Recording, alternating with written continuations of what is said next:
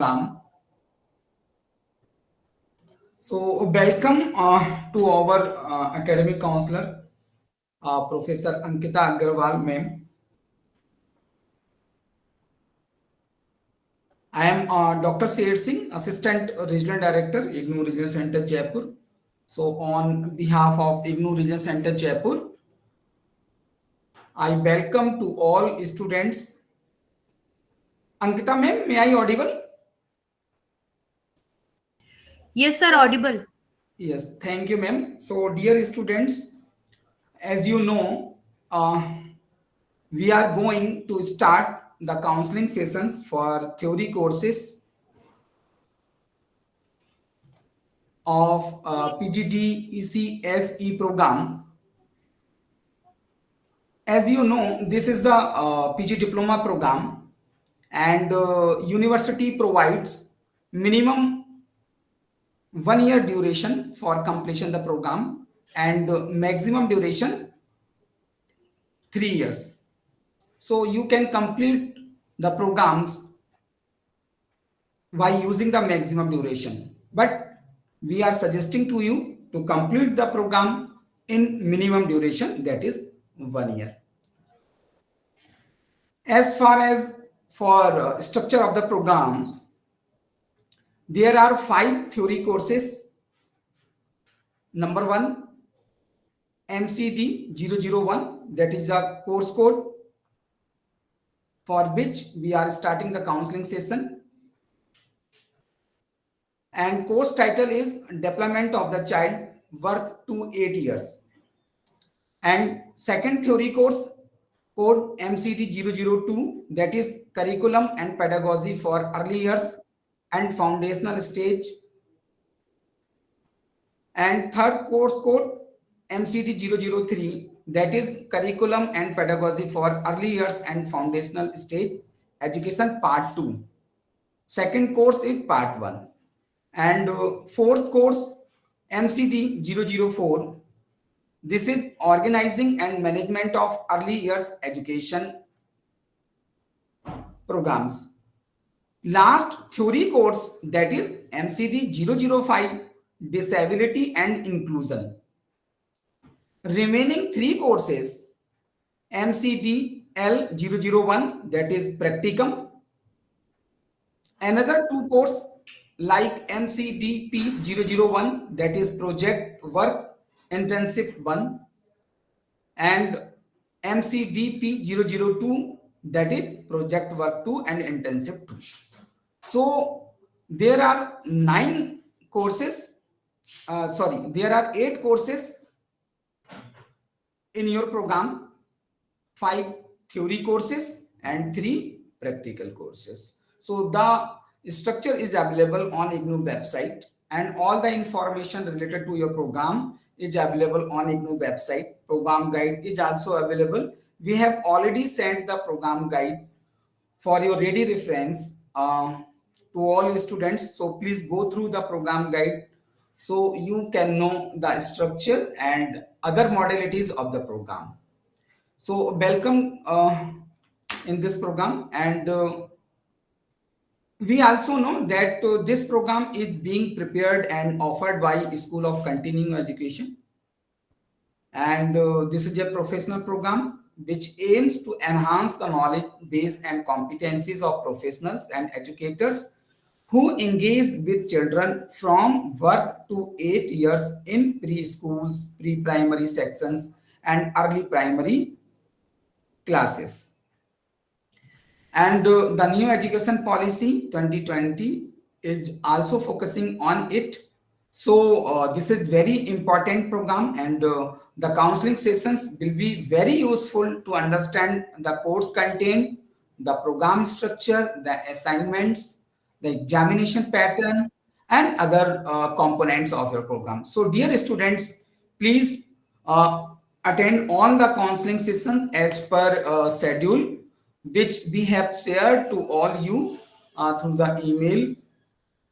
So welcome ma'am professor Ankita Agarwal ma'am.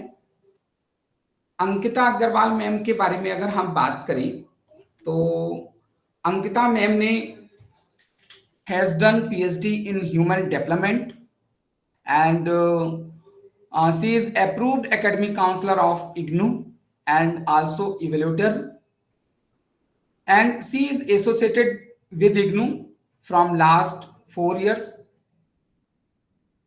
and she was associated previously in Vanasthali University. So, Professor Ankita Agrawal, ma'am, please welcome and continue the session. Thank you so much, sir. First of all जो regional director sir या और भी जितने भी director sir हैं सभी को very good morning. और यहाँ पे जितने भी लर्नर्स हैं सभी का वेलकम है आपके इस कोर्स में, that is MCD 001। My self doctor Ankita who taught you about the MCD 001. So here I am presenting a screen so that you can easily understand in this paper what you have to learn, कि इस paper में आपको क्या क्या study करनी है। जैसे कि सर ने बताया कि आप लोग सभी को जो कोर्स मटेरियल है वो प्रोवाइड करा दिया गया है। तो मेरा आप सभी लर्नर से ये कहना है कि आप लोग जब भी काउंसलिंग सेशन अटेंड करें उससे पहले उस कोर्स मटेरियल को एक बार थॉरोली स्टडी जरूर करें, जिससे कि आपके अगर किसी भी तरीके के डाउट्स हैं तो आप उस डाउट्स को क्लियर कर सकते हैं। हम एज ए एकेडमिक काउंसलर हमेशा आपकी हेल्प करने के लिए तैयार रहेंगे। तो आज हम सबसे पहले MCD 001 जो है उस पेपर को स्टार्ट करते हैं।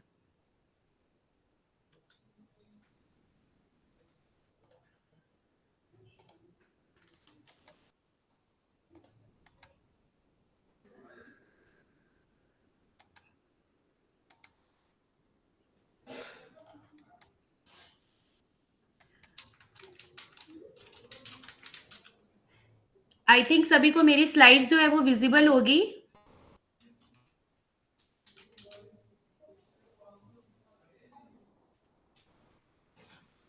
Yes, ma'am. Yes, ma'am. Okay sir, now I am continue, please listen carefully. और उसके बाद जब ये मैं बता दूं उसके बाद आपको अगर किसी भी तरीके का डाउट है तो आप उस डाउट को क्लियर कर लीजिएगा।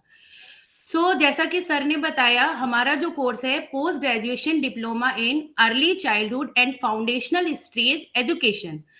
जैसा कि ये जो सब्जेक्ट है इसका नाम ही अपने आप में इसकी क्वालिटी को सजेस्ट कर रहा है कि इसके अंदर हम अर्ली चाइल्डहुड ईयर है उसके बारे में, यानी उसकी क्या क्वालिटीज होती हैं, क्या उसके अंदर पैटर्न चेंज होता है, किसी भी बच्चे का डेवलपमेंट किस तरीके से होता है, या फिर उसको हम किस तरीके की एजुकेशन जो है वो प्रोवाइड करते हैं, वो हम इस पेपर में आप पढ़ेंगे। बेसिकली इस पेपर को पढ़ने का फायदा यही है कि इसको पढ़ने से अगर आपको किसी भी teacher, educator, supervisor, curriculum development, pre school education, primary school education teacher या किसी भी ECE की फील्ड में काम करना हो तो उसमें ये पेपर जो है वो आपको पूरी तरीके से हेल्प करेगा। दैट मीन्स कि ये पेपर जो है वो आपके लिए वोकेशनल के साथ साथ आपकी पर्सनल लाइफ जो है उसके लिए भी बेनिफिट है। The first paper is MCD 001, that is development of the child birth to 8 years. To foster the development of child, it is important to understand how children develop from 1 year to next year. The years between birth and 8 year has been divided into 4 age groups. The first group is birth to 12 month, that is the first year, and it's also called as infancy. The second is 13 months to 36 months, that is between 1 year and 3 years, that is pre-primary year. 37 months to 72 months, between 3 years and 6 years, that is primary section. And between 6 and 8 years, for age group, children development related to physical, motor, language, cognitive and social and emotional domains has been described. That means कि किसी भी जब भी कोई बच्चा जन्म लेता है तो जन्म लेने के बाद हम उसकी जो ये एजेस होती हैं उसके एजेस को हम बेसिकली जो प्राइमरी सेक्शन है उसको हम इन 4 कैटेगरीज में डिवाइड कर रहे हैं। Birth to 12 years, 13 to 16 month, 13 month to 36 month, 37 month to 72 month, इसको डिस्क्राइब करने का क्या मतलब है कि इससे हम हर एज में किस तरीके के चेंजेस आते हैं और कौन कौन से डेवलपमेंट होते हैं, उन डेवलपमेंट को क्या क्या फैक्टर अफेक्ट करते हैं, जिससे कि हम एक चाइल्ड की हेल्दी पर्सनालिटी को डेवलप कर सके, उसको हम यहाँ पर स्टडी करेंगे। आपका जो कोर्स है development of the child birth to 8 years, इस पूरे कोर्स को 6 ब्लॉक्स में डिवाइड किया गया है। Block 1 introduction to child development, block 2 physical motor and sensory development, block 3 cognitive development, selective perspective and their implication for teaching learning part 1, block 4 cognitive development, selective perspective and their implication for teaching learning part 2, block 5 socio emotional development, and block 6 development of the child birth to 8 years language development। ये मैंने आपको बताया कि आपका जो MCD 001 का paper है basically इसके अंदर क्या है, 6 ब्लॉक्स है और हर ब्लॉक्स में कुछ यूनिट है जो आपको उस ब्लॉक की जो आपको पूरे डेवलपमेंटल टास्क, डेवलपमेंट का एरिया, उसके बारे में बताएंगे। Block 1.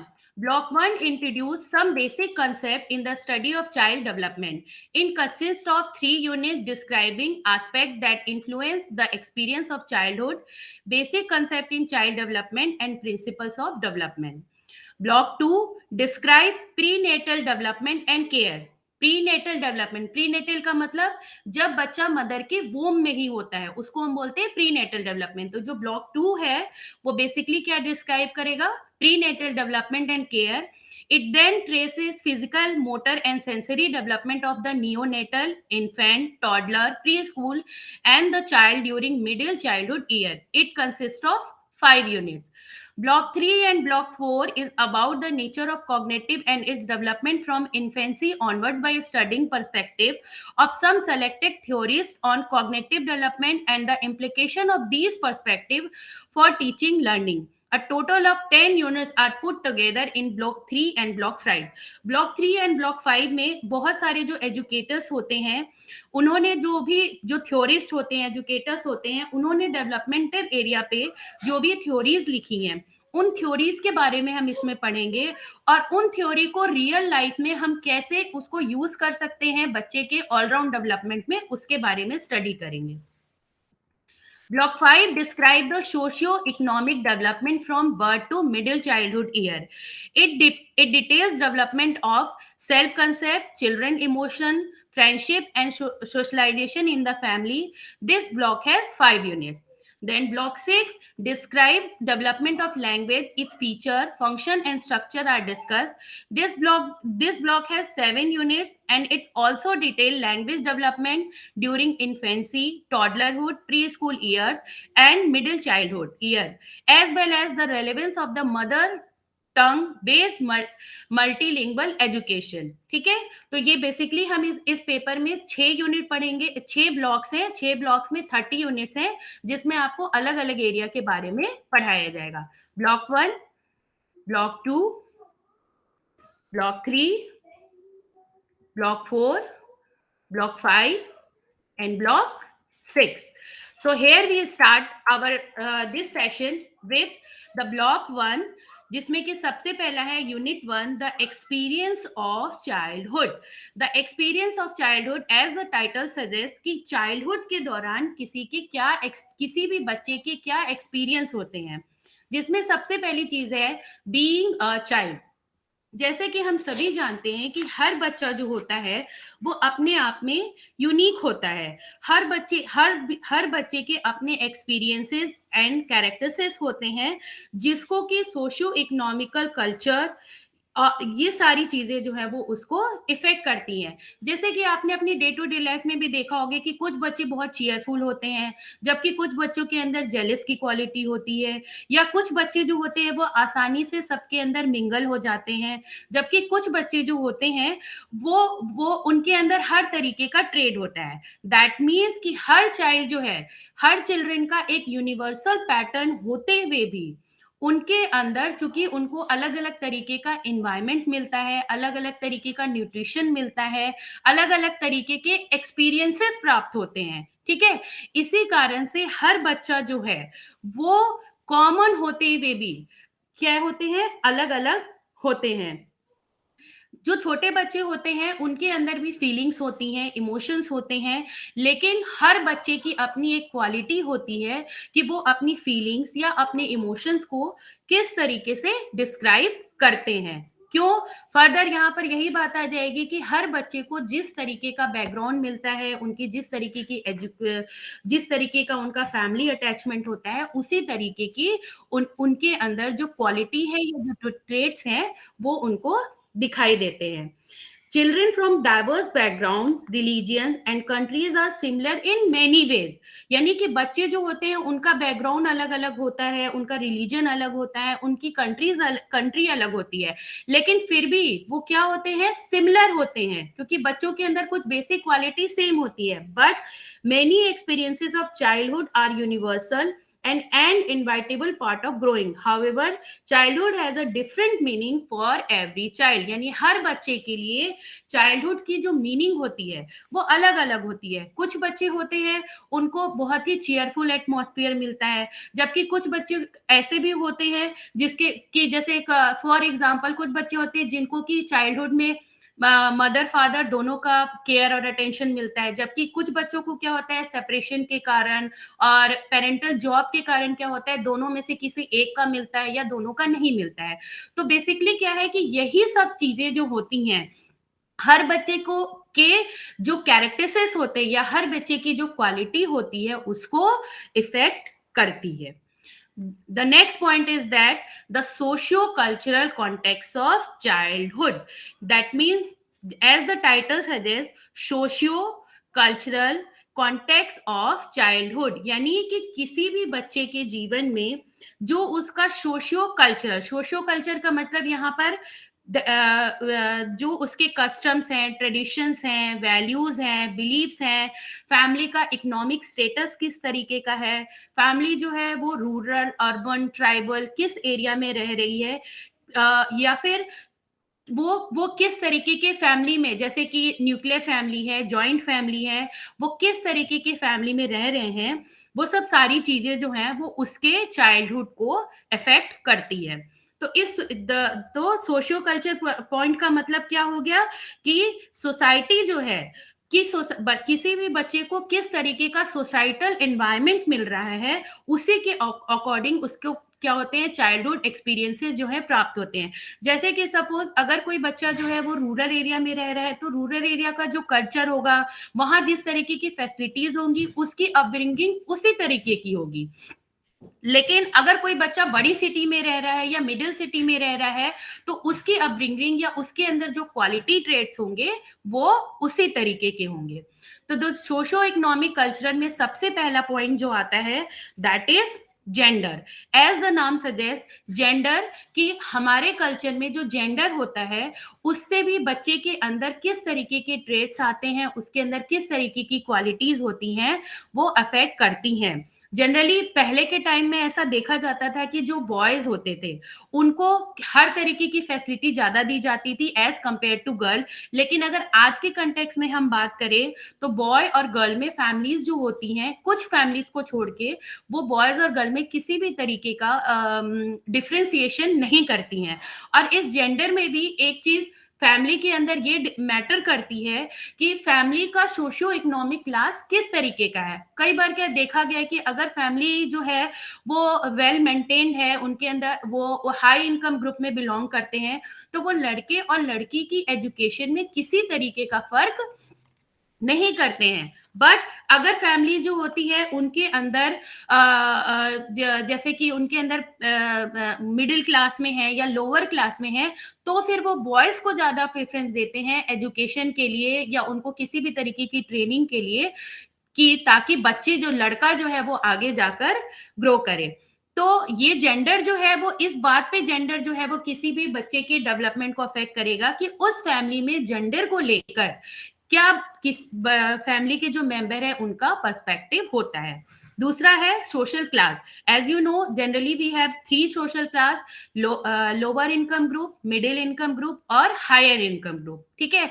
तो अगेन यहाँ पर यही बात आती है कि जो लोअर इनकम ग्रुप के लोग होते हैं, चूंकि उनके पास रिसोर्सेज जो होते हैं वो लिमिट होते हैं, उनके पास किसी भी तरीके के साधन लिमिट होते हैं, वो अपनी बेसिक जो नीड्स होती है सब उसी को फुलफिल करते हैं. तो ऐसे बच्चों का डेवलपमेंट जो है वो as compare to middle age group और हायर इनकम ग्रुप के जो बच्चे होते हैं उनके थ्रू जो होता है वो अफेक्ट होता है. क्योंकि अब हायर इनकम ग्रुप की अगर पर्सन फैमिली है तो वो अपने बच्चे को ज्यादा रिसोर्सेज दे सकते हैं, बेटर एजुकेशन दे सकते हैं, या फिर पेरेंट्स जो होते हैं वो खुद ज्यादा एजुकेटेड होते हैं, तो वो अपने बच्चों को उसी तरीके की एजुकेशन जो है वो प्रोवाइड कर सकते हैं. हालांकि आजकल बहुत सारी एजुकेशनल पॉलिसीज भी होती हैं, या फिर आजकल बहुत सारे पेरेंट्स जो होते हैं वो इतने एम्बिशियस होते हैं कि वो अपने बच्चों को चाहे किसी भी एक क्लास को बिलोंग करते हैं, वो बच्चे को पूरी एजुकेशन देने की कोशिश करते हैं.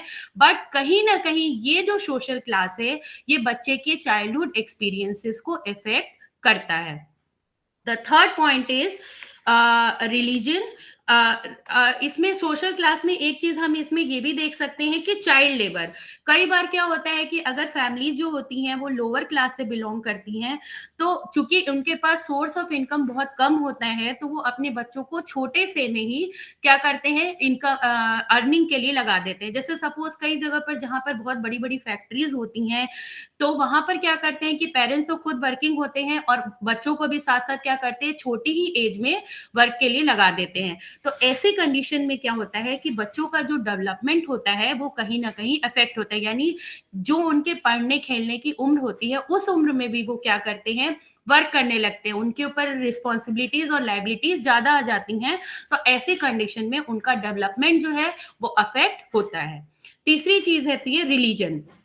रिलीजन आज की डे टू डे लाइफ में जितने भी तरीके के रिलीजन हैं उसमें क्या होते हैं, अलग अलग तरीके के नॉर्म्स और वैल्यूज होते हैं. जैसे कि हमारे हिंदू धर्म में भी आपको पता है नामकरण संस्कार, अन्नप्राशन, मुंडन, इस तरीके के संस्कार होते हैं. मुस्लिम में अलग तरीके के होते हैं. तो फैमिली के जो थॉट्स और जो वैल्यूज होती हैं उसके अकॉर्डिंग वो क्या करते हैं, अपने बच्चों को उनके अंदर जो संस्कार होते हैं या जो नॉर्म्स होते हैं वो सिखाते हैं, जिससे कि बच्चे के चाइल्डहुड के एक्सपीरियंसेस जो होते हैं वो अलग अलग होते हैं. The next point is family structure and interpersonal relationship. as the title suggests, family structure means कि फैमिली जो है वो न्यूक्लियर है, जॉइंट है, या एक्सटेंडेड फैमिली है. न्यूक्लियर फैमिली जहां पर बच्चे के सिर्फ मदर और फादर रहते हैं, जॉइंट फैमिली की मदर फादर के साथ जो ग्रैंड पेरेंट्स होते हैं वो भी रहते हैं, और एक्सटेंडेड फैमिली मीन्स कि इनके अलावा ताई, चाची, नानी और भी कोई जो लोग रहते हैं उसको हम कहते हैं एक्सटेंडेड फैमिली. तो फैमिली स्ट्रक्चर जो है वो भी बच्चे के चाइल्डहुड एक्सपीरियंसेस को अफेक्ट करती है. कैसे अफेक्ट करती है? अगर फैमिली में सिर्फ मदर और फादर हैं तो बच्चे जो हैं वो सिर्फ उन्हीं से अटैच होते हैं, सिर्फ उन्हीं का टेंशन मिलता है. और इसमें भी अगर मदर और फादर दोनों वर्किंग होते हैं तो जनरली क्या किया जाता है, बच्चों को क्रैच वगैरह में डाल देते हैं, जिससे कि उनको मम्मी पापा के साथ वो क्वालिटी टाइम स्पेंड करने को नहीं मिलता है जिस कंपैरेटिवली उन फैमिलीज के जहां पर फैमिली मेंबर्स ज्यादा होते हैं.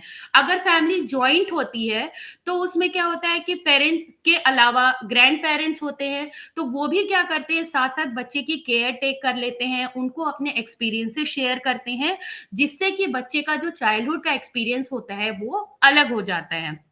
लेकिन इसमें भी जो इंटरपर्सनल रिलेशनशिप है, यानी फैमिली भले ही न्यूक्लियर हो, जॉइंट हो या फिर एक्सटेंडेड हो, लेकिन इनके इनके जो आपस में रिलेशंस हैं, यानी फैमिली मेंबर्स जो हैं वो उनके आपस में जो रिलेशन है वो भी चाइल्डहुड के एक्सपीरियंस को एक्सप्लेन करते हैं.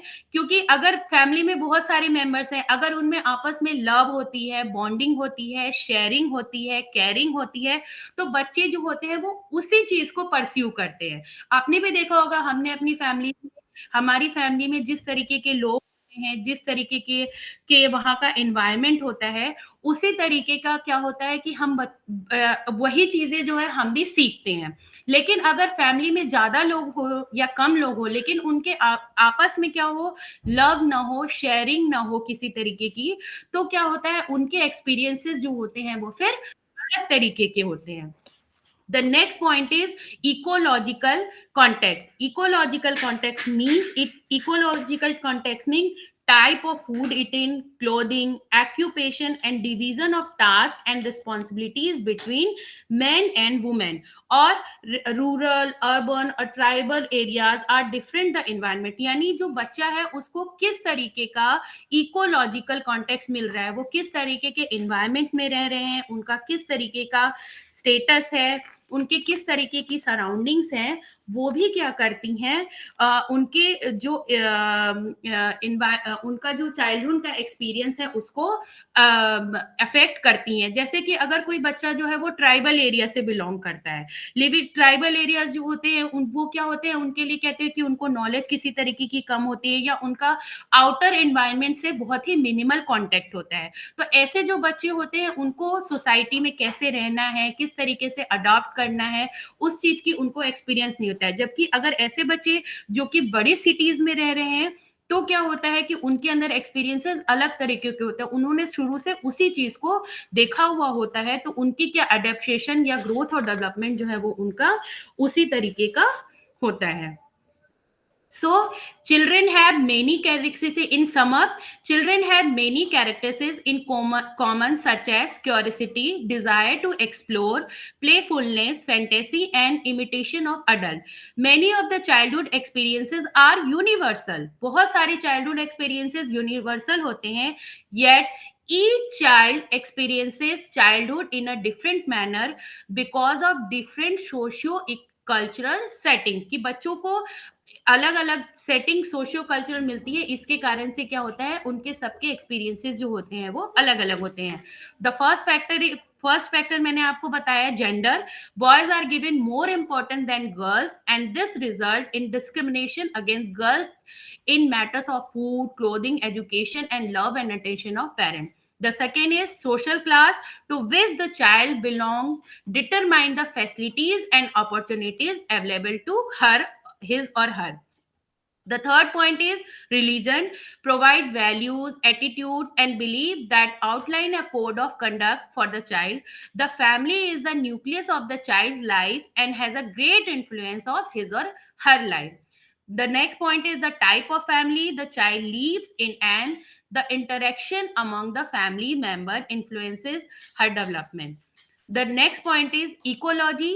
Ecology has an impact on the type of skill and abilities the child acquires. Whether the child lives in a rural, urban, or tribal area, near the coast, in the plains,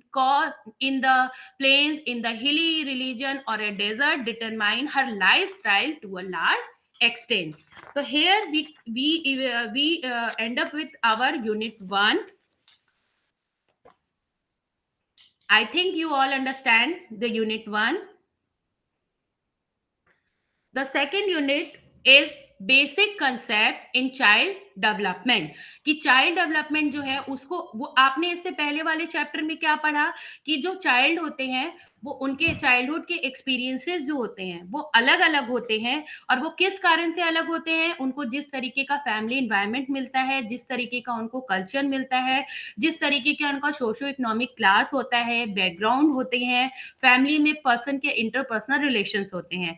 अब यहाँ पर हम इस chapter जो second unit है इसमें पढ़ेंगे basic concept in child development, यानी इसमें हम पढ़ेंगे स्कोप ऑफ चाइल्ड डेवलपमेंट, यानी हम चाइल्ड डेवलपमेंट की अगर हम स्टडी कर रहे हैं, आपने ये पेपर लिया है उसमें आप चाइल्ड डेवलपमेंट की स्टडी कर रहे हैं, तो इसमें इसका क्या स्कोप है, that mean development and grow, stages of development and areas of development. The next point is importance of the study of child development, that is describing universal pattern of development, explaining individual differences in development, understanding human behavior or application in day-to-day interaction with children. और next the point is importance of the period of infancy and early childhood, यानी ये जो infancy और early childhood का period है इसकी क्या importance है.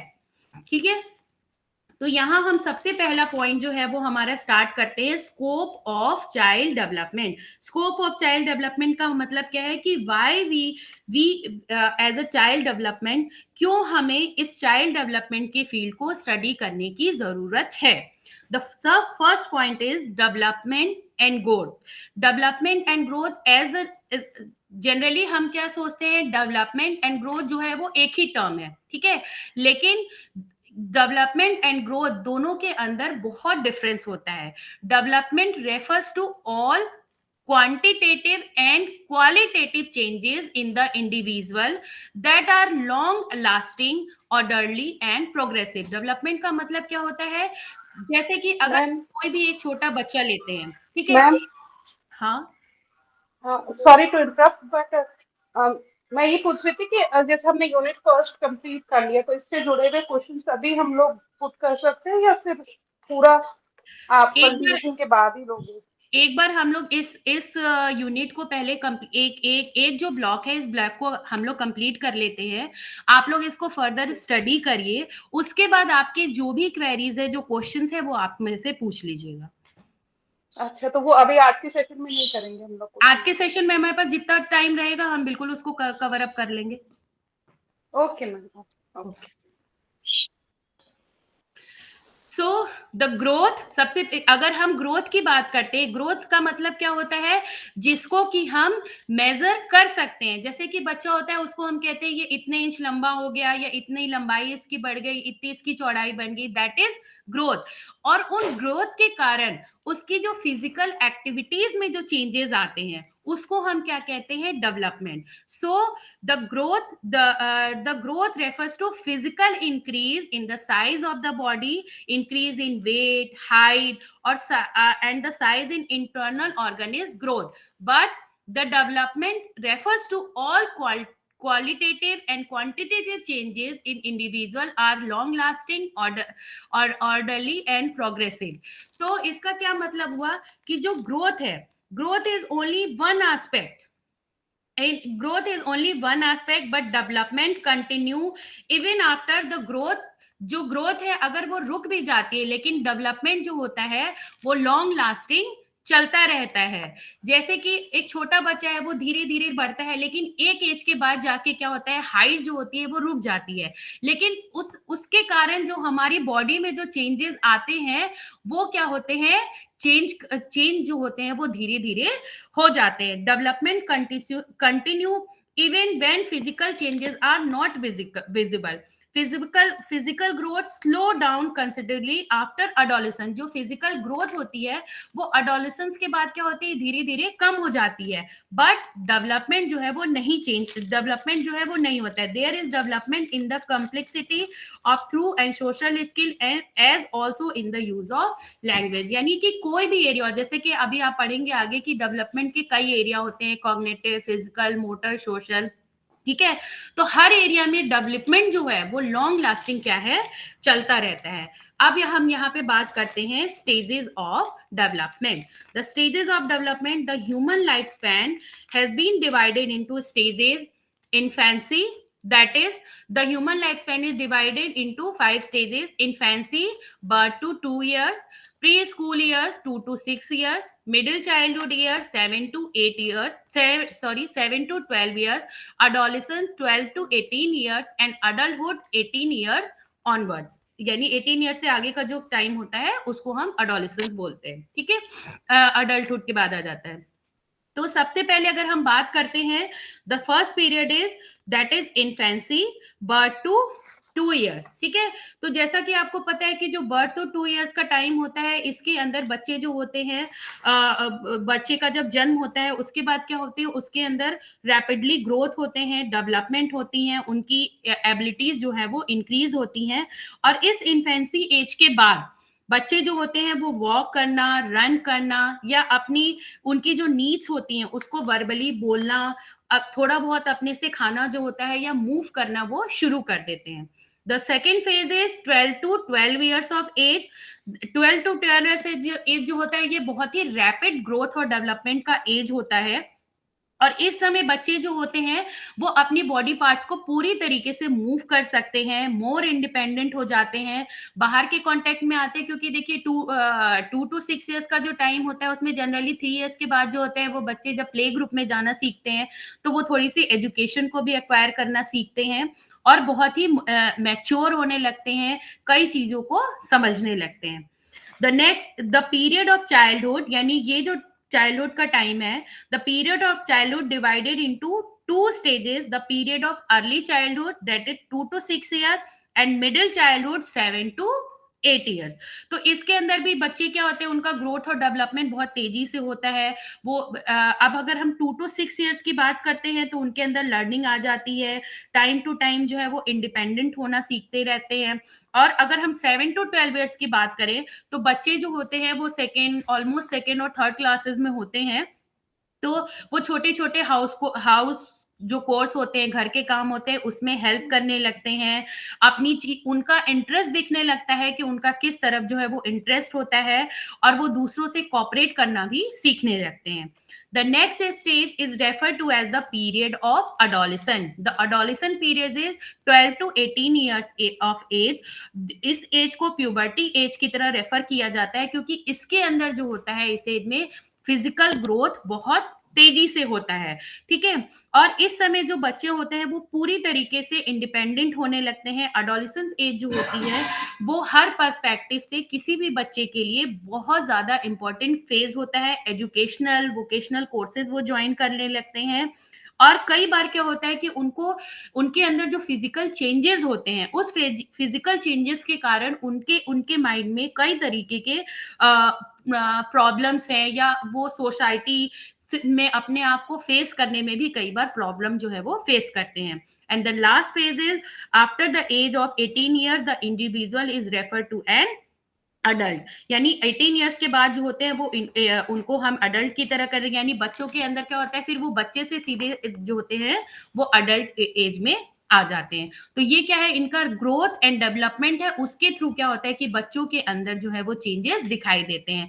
These stages are characterized by differences in thinking and physical, social, emotional and language abilities of the individual। यानी हर स्टेज जो होता है उसमें क्या होते हैं, हमें इंडिविजुअल डिफरेंसेस देखने को मिलते हैं। हर स्टेज का अपना एक ग्रोथ और डेवलपमेंट का पैटर्न होता है, यूनिवर्सल पैटर्न होता है कि हर बच्चे के अंदर वो चेंजेस होते हैं, लेकिन हर बच्चे में इंडिविजुअल डिफरेंसेस भी होता है, या एबिलिटी भी होती है कि उन बच्चों में वो कैरेक्टरिस्टिक्स जो है वो पर्टिकुलर किस टाइम में आता है। जैसे कि सपोज हम जनरली अज्यूम करते हैं डेवलपमेंट के नॉर्म्स ग्रोथ के अकॉर्डिंग ऑलमोस्ट 6 मंथ में जो होते हैं वो बच्चों के दांत निकलना शुरू हो जाते हैं, लेकिन ये एक यूनिवर्सल पैटर्न हो गया। लेकिन इसमें भी इंडिविजुअल डिफरेंसेस होता है कि किसी में 6 में आ जाएंगे, किसी में 5 में आएंगे, ऑलमोस्ट किसी में 7 और 8 मंथ्स में भी आते हैं, ठीक है। तो ये जो इंडिविजुअल डिफरेंसेस होता है ये सारे बच्चों में अलग अलग होगा, इंडिविजुअल डिफरेंसेस होंगे, और ये हर बच्चे के हर एरिया में, यानी उनके फिजिकल एरिया में, सोशल एरिया में, लैंग्वेज एबिलिटीज में, सारी चीजों में देखने को हमें मिलता है। Now the areas of development, यानी ये जो डेवलपमेंट हो रहा है वो अब किस किस एरिया में हो रहा है। Basically the various areas of development are cognitive development, physical, motor, social, emotional and language development. तो अब हम यहाँ पे सबसे पहले अगर बात करते हैं फिजिकल डेवलपमेंट की, तो फिजिकल डेवलपमेंट का मतलब क्या होता है कि उनकी जो body, physical development means development of control over body movement, यानी कि बॉडी मूवमेंट में किस तरीके के चेंजेस जो है वो आते हैं। इसमें हम एक चीज फिजिकल डेवलपमेंट में करते हैं, मोटर डेवलपमेंट। फिजिकल का मतलब क्या हो गया, जो भी फिजिकली साइज, स्ट्रक्चर और बॉडी के पोर्शन में जो चेंज आ रहा है उसको हम बोलते हैं फिजिकल डेवलपमेंट। और मोटर डेवलपमेंट में क्या चीज आ गई कि उनकी बॉडी के ऊपर किस तरीके का कंट्रोल होता है। सपोज अगर हम फिजिकल डेवलपमेंट की बात करें तो जो उनके हाइट वेट में चेंजेस आ रहा है, और उस हाइट वेट के चेंजेस के कारण क्या होता है, उनके मोटर डेवलपमेंट में, यानी अगर उनकी उनकी हाइट वेट अच्छी होगी, मोटर कोऑर्डिनेशन अच्छा होगा, तो उससे क्या होगा कि बच्चे जो होते हैं वो पहले क्रॉल करना देन वॉक करना जो होता है वो उनको जल्दी आता है. The next is language development. What is the meaning of language? The language का मतलब क्या होता है कि जिसके थ्रू बच्चे जो होते हैं वो आपस में कम्युनिकेट करते हैं या किसी से भी कम्युनिकेट करते हैं.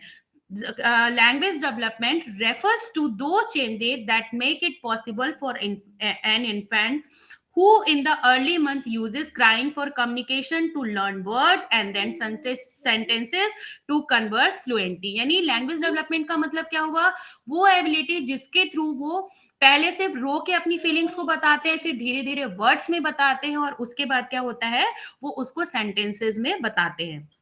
The third one is cognitive. Cognitive का मतलब क्या होता है, थिंकिंग कैपेसिटी, या फिर क्या होता है किसी चीज को अंडरस्टैंड करने की जो की कैपेसिटी होती है उसको हम क्या बोलते हैं, कॉग्निशन. कॉग्निशन का मतलब धीरे धीरे बच्चे जो होते हैं वो कॉग्निशन, जैसे किसी भी चीज का कंसेप्ट सीखना है, कलर का कंसेप्ट है, लाइट और हैवी का है, वाई है, हाउ है, कि किसी भी क्वेश्चन को जानना है, तो दैट इज कॉग्निशन. तो ये कॉग्निटिव डेवलपमेंट धीरे धीरे जो होता है वो बच्चों में ग्रेजुअली जो होता है वो चेंज होता है. The next development area is social development. That means social development का मतलब क्या होता है कि इस तरीके के बिहेवियर को शो करना कि वो अपने आप को सोसाइटी में प्रेजेंट करे और सोसाइटी उनके बिहेवियर को एक्सेप्ट करे. कि जैसे स्टार्टिंग में क्या होता है, बच्चे छोटे होते हैं वो रोए, उनको ये नहीं पता होता है कि सोसाइटी को हमारे से क्या मतलब है, ठीक है. लेकिन यही जब सोसाइटल डेवलपमेंट की टेंडेंसी उनके अंदर आने लगती है धीरे धीरे, तो क्या होता है वो उस तरीके के बिहेवियर को शो करते हैं जिससे कि सोसाइटी में उनको एक्सेप्ट किया जाए या फिर वो सोसाइटी के अंदर अपने आप को प्रेजेंट करें. In societal development they learn to cooperate, to be helpful and to ability to understand another person point of view. Societal development में ये भी चीज आती है कि आप अपनी फीलिंग को एक्सप्रेस करो और साथ ही साथ क्या है कि दूसरे की फीलिंग को भी समझने की कोशिश करनी चाहिए. तो जनरली क्या होता है कि एडोलेसेंस एज तक जो होते हैं इस तरीके की फीलिंग्स जो है वो डेवलप हो जाती है. The next is emotion. What is emotion, कि how we express our feeling like anger, joy, delightful, happiness, fear, anxiety, sorrow. It's the socially acceptable ways to experiencing them.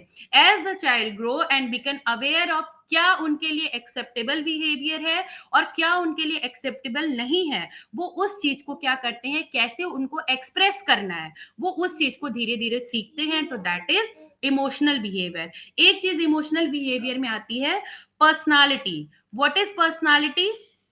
Personality refers to the person characteristics, way of relating to others and distinct pattern of thinking and feeling about oneself and other. यानी personality का मतलब क्या होता है, ये एक quality trade है, ये अपनी हर पर्सन की क्वालिटी है कि हम कैसे हमारे सोचने का क्या तरीका है या हमारी क्या फीलिंग्स हैं या क्या हमारे किस तरीके के व्यूज हैं, वो चीज है पर्सनालिटी. और किसी भी बच्चे की पर्सनालिटी आगे किस चीज पे डिपेंड करेगी, फर्दर ये सब सारे जो डेवलपमेंट है उनका फिजिकल, उनका कॉग्निटिव, उनका मोटर, उनका सोशल या उनका इमोशनल लैंग्वेज डेवलपमेंट किस तरीके का है, उसी के अकॉर्डिंग उनकी जो पर्सनालिटी होती है वो डिसाइड होती है.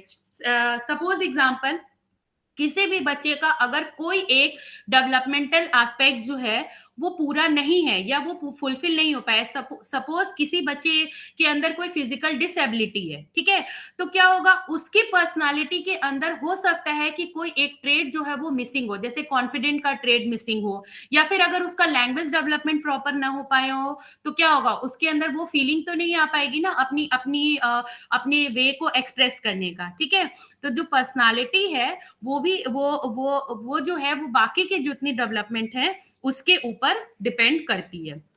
So there is a interpersonal relationship among all various areas of development. यानी हर एरिया जो डेवलपमेंट का है, cognitive, physical, social, emotional, language, जितने भी तरीके के डेवलपमेंट के एरिया है वो सब सारे अलग अलग हैं, लेकिन इन सब में क्या होता है, आपस में इंटरपर्सनल रिलेशनशिप होता है कि अगर कोई भी एक एरिया का डेवलपमेंट जो है वो स्लो है या कम है तो उसका इफेक्ट जो होता है वो किसी दूसरे बाकी के डेवलपमेंट पे जरूर पड़ेगा। अगर किसी की लैंग्वेज एबिलिटी नहीं है तो उससे उसका सोशल डेवलपमेंट भी अफेक्ट होगा। अगर किसी बच्चे की फिजिकल डेवलपमेंट कंप्लीट नहीं है या नॉर्म्स के अकॉर्डिंग नहीं है, किसी तरीके की डिसेबिलिटी है, तो उससे उसका मोटर डेवलपमेंट जो है वो अफेक्ट होगा। ठीक है। So here we say that the study of child development give us an insight into human behavior and describe universal pattern of development। यानी हर बच्चे के अंदर एक यूनिवर्सल पैटर्न होता है कि बच्चे के अंदर इस एज में ये चेंजेस आएंगे, ये ग्रोथ आएगा, ये डेवलपमेंट होगा। लेकिन इस यूनिवर्सल पैटर्न होने के बावजूद क्या होता है, उनके अंदर इंडिविजुअल डिफरेंसेस होते हैं। The average ranges at which individual acquire specific skills help us to identify norm. These norms help us to evaluate the child progress and plan and devise play activities for them। अब यहाँ पर हमें क्यों जरूरत है कि हम इन चीजों की डेवलपमेंट की जो एस्पेक्ट्स हैं, डेवलपमेंट के एरिया जो हैं, या इस पैटर्न को, यूनिवर्सल पैटर्न को स्टडी करने की क्यों जरूरत है? क्योंकि ये हमें ये बताते हैं कि जो भी इंडिविजुअल चाइल्ड है उसके अंदर कितना प्रोग्रेस हुआ है। सपोज हम कहते हैं कि बर्थ टू 2 इयर्स में ये डेवलपमेंट हो जाना चाहिए या ये ग्रोथ हो जानी चाहिए, तो अगर ये ग्रोथ हो रही है कि नहीं हो रही है, एवरेज हो रही है, कम हो रही है, ज्यादा हो रही है, तो इससे हम बच्चे की प्रोग्रेस या प्रोग्रेस कर रहा है कि नहीं कर रहा है इसको हम असेस कर सकते हैं। और फर्दर अगर उसके अंदर किसी भी तरीके का एरिया जो डेवलपमेंट का वो लैक कर रहा है तो उसके अकॉर्डिंग हम प्लान, उसके लिए हम एक्टिविटीज प्लान कर सकते हैं, उसके लिए हम उस तरीके के और इक्विपमेंट प्लान कर सकते हैं जिससे कि हम उस जो लैकिंग एरिया डेवलपमेंट का है उसको हम इनहांस कर सकते हैं। ठीक है।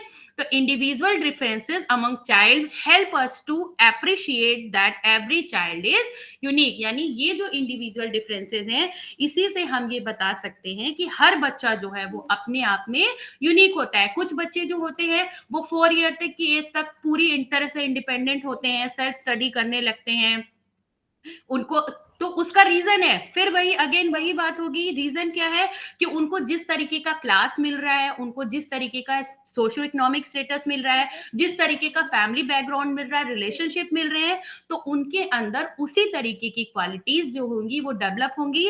इसीलिए कहते हैं कि बच्चे की जो अर्ली लाइफ होती है, जो उसका चाइल्डहुड का जो एज होता है वो उसके लिए सबसे ज्यादा इंपॉर्टेंट होता है, वो उसकी पूरी लाइफ का बेस होता है। हम कहते हैं ना कि किसी भी चीज का बेस जो है वो जितना स्ट्रांग होता है, उसके कोई भी घर भी बनाया जाता है तो उसके बेस को ज्यादा से ज्यादा स्ट्रांग किया जाता है। क्यों? ताकि हम उसके ऊपर जितने भी लेयर्स के लेयर्स घर के बनाते जाएं वो क्या हो, वो बिल्डिंग खड़ी रहे। तो उसी तरीके से एक ह्यूमन लाइफ स्पैन में भी उसका जो बेस है, यानी बच्चे के जो चाइल्डहुड का ईयर है, उसको हम जितना भी स्ट्रॉन्ग बनाएंगे, जितना उसके बच्चे के अडेप्टेशन के अकॉर्डिंग एनवायरनमेंट देंगे, बच्चे का ग्रोथ और डेवलपमेंट उतना ज्यादा होगा, उसकी पर्सनालिटी जो है वो उतनी ज्यादा अच्छी होगी, जिससे कि आगे वो जाकर एक रिस्पॉन्सिबल अडल्ट जो है वो बनेगा। अब यहाँ पर आती है बात the point importance of the study of childhood development. अभी तक हमने पढ़ा कि क्या स्टेजेस थे, क्या एरियाज थे। Now here we decide read about the importance of study of child development. यानी ये क्यों जरूरी है हमें चाइल्ड डेवलपमेंट की स्टडी करना। The first point is describing universal pattern of development. मैंने आपको बताया कि किसी भी चाइल्ड का क्या होता है, एक यूनिवर्सल पैटर्न होता है डेवलपमेंट का, कि हर बच्चे जो होते हैं उनका किसी भी एज के अकॉर्डिंग जो है वो जो डेवलपमेंट का एरिया होगा, जो ग्रोथ होगी, वो उसी के अकॉर्डिंग होगी। लेकिन इसमें भी क्या होते हैं, यूनिवर्सल पैटर्न होने के बावजूद क्या होते हैं, इनके अंदर इंडिविजुअल डिफरेंसेस जो है वो देखे जाते हैं, कि इसी इंडिविजुअल डिफरेंसेस के कारण क्या होते हैं, individual differences in the ages at which children acquire a particular ability. These age ranges around which most child acquire a certain skill are called norms of development और miles of development। यानी हम ये मानते हैं कि एक particular universal pattern का मतलब क्या हो गया, कि एक पर्टिकुलर एज में बच्चे के अंदर इस तरीके के डेवलपमेंट जो है वो होने चाहिए। यानी उनके अंदर जो ऑप्टिमल का मीन क्या होता है, कनेक्शन विद डेवलपमेंट, यानी एक पर्टिकुलर एज तक उनके अंदर वो डेवलपमेंट होना चाहिए। तो अगर हम इसकी स्टडी करते हैं तो इसे से हम बच्चे की जो ग्रोथ है या उसका कितने तरीके का प्रोग्रेस हो रहा है या नहीं हो रहा है, उसको हम स्टडी कर सकते हैं। The second point is explaining individual differences in development. यानी हर बच्चे की जो पर्सनालिटी और individual differences refers to variation in children's personality, skills and attitude. यानी कि इस इंडिविजुअल डिफरेंसेस में हम क्या देखते हैं कि हर बच्चे की जो पर्सनालिटी होती है, उनके जो स्किल्स होते हैं, जो एटीट्यूड्स होते हैं, वो अलग अलग होते हैं। The understanding of individual differences help us to realize that every child is different and should not be compared to other. यानी हर बच्चा जो होता है उसके अंदर क्या होती है, अलग अलग क्वालिटी होती हैं, ट्रेट्स होती हैं, अलग तरीके का उसको एनवायरनमेंट मिलता है। तो इसी के कारण से हमें कभी भी एक बच्चे को दूसरे बच्चे से कंपेयर नहीं करना चाहिए। जनरली क्या होता है, कई बार आपने देखा होगा कि एक ही क्लास के दो बच्चे हैं, दोनों बच्चों में कई बार पेरेंट्स जो है वो आपस में कंपेयर करते हैं। तो that is not fair, because her child has a unique quality. किसी के अंदर पढ़ने की क्वालिटी अच्छी होगी तो किसी के अंदर किसी गेम को खेलने की क्वालिटी अच्छी होगी। सो यूनिवर्सल पैटर्न होने के बावजूद क्या होता है, यहाँ पर एक इंडिविजुअल डिफरेंसेस जो है वो देखने को मिलता है। The third point is understanding human behaviour. यानी चाइल्ड डेवलपमेंट को स्टडी करने का एक मेन इंपॉर्टेंस क्या है, कि इसके द्वारा हम ह्यूमन बिहेवियर को अंडरस्टैंड कर सकते हैं। Many attitudes and way of behaviour of adult have their roots in childhood experience. यानी किसी भी बच्चे को बचपन में किस तरीके के एक्सपीरियंसेस मिले हैं, इसी एक्सपीरियंसेस के बेस पर क्या होता है, उनका आगे का जो फ्यूचर यानी उनका अडोलेसेंट या अडल्टहुड जो होता है वो डिसाइड होता है। जैसे बहुत छोटा सा एग्जांपल है कि अगर कोई बच्चा ऐसी फैमिली में बड़ा हो जहां पे जो फैमिली के रिलेशंस होते हैं, इंटरपर्सनल रिलेशन उनके आपस में होते हैं, वो बहुत स्ट्रांग नहीं होते हैं, बहुत ही ज्यादा लड़ाई झगड़े का माहौल होता है, या पेरेंट्स जो है वो आपस में एक साथ नहीं रहते, सेपरेट रहते हैं, तो ऐसे बच्चे का जो एक्सपीरियंस होगा वो अलग तरीके का होगा कंपेरेटिव टू ऐसे बच्चे जिनके पेरेंट्स जो है वो साथ में रहते हो या उनको बहुत ही लव और अफेक्शन का माहौल जो है वो मिला हुआ हो।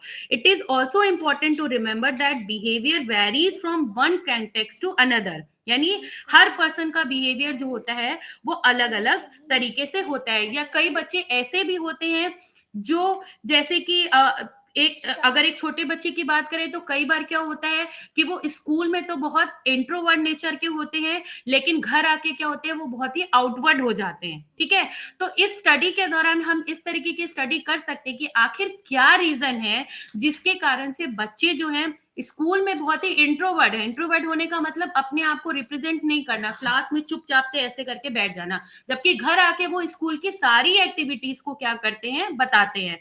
तो ऐसी कंडीशन में क्या होना चाहिए, उनके इस जो डबल टाइप का बिहेवियर है उसको हम अंडरस्टैंड करके उनका जो इंट्रोवर्ट का नेचर है उसको, उसकी प्रॉब्लम को हम सॉल्व कर सकते हैं। The next one is application in day to day interaction with child। यानी ये जो यूनिवर्सल पैटर्न है और जो इंडिविजुअल डिफरेंसेस हैं, ये हमें ये अंडरस्टैंडिंग देते हैं किस चीज की, ये हमें डे टू डे इंटरेक्शन बच्चों के साथ करने में हेल्प करते हैं कि किसी भी बच्चे का जो बिहेवियर है, जो भी उसका जो पैटर्न है, ये सब सारी चीजें हम जब उसको देखते हैं तो उसे हमें उस बच्चे को किस तरीके से हैंडल करना है, या किस तरीके से हम उस बच्चे के अंदर जो क्वालिटी होती है, जो उस बच्चे का जो भी डेवलपमेंट है उसको हम अफेक्ट कर सकते हैं, उसको हम समझ सकते हैं। तो इसमें अब जो नेक्स्ट पॉइंट है वो है importance of the period of infancy and childhood. तो ये जो इन्फेंसी है, और इन्फेंसी का मतलब जो बर्थ से 2 इयर्स है, और जो अर्ली चाइल्डहुड का पीरियड है, इसका क्या इंपॉर्टेंस है। तो आपको अभी तक इतना इसमें समझ में आया होगा कि चूंकि ये जो है ये फाउंडेशन एज है, इसी के अकॉर्डिंग किसी बच्चे का जो ग्रोथ है, डेवलपमेंट है, वो डिसाइड होता है, या उनका फ्यूचर जो है वो किस तरीके का होगा वो डिसाइड होता है।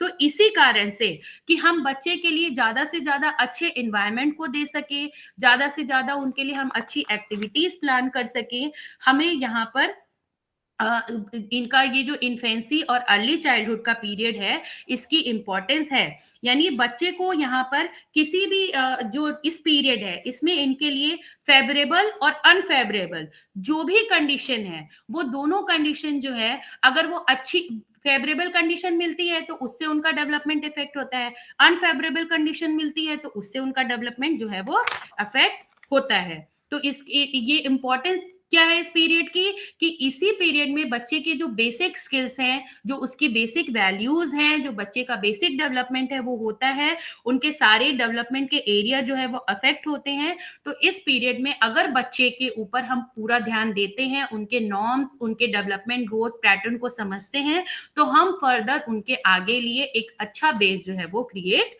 कर सकते हैं। ठीक है, now the third unit is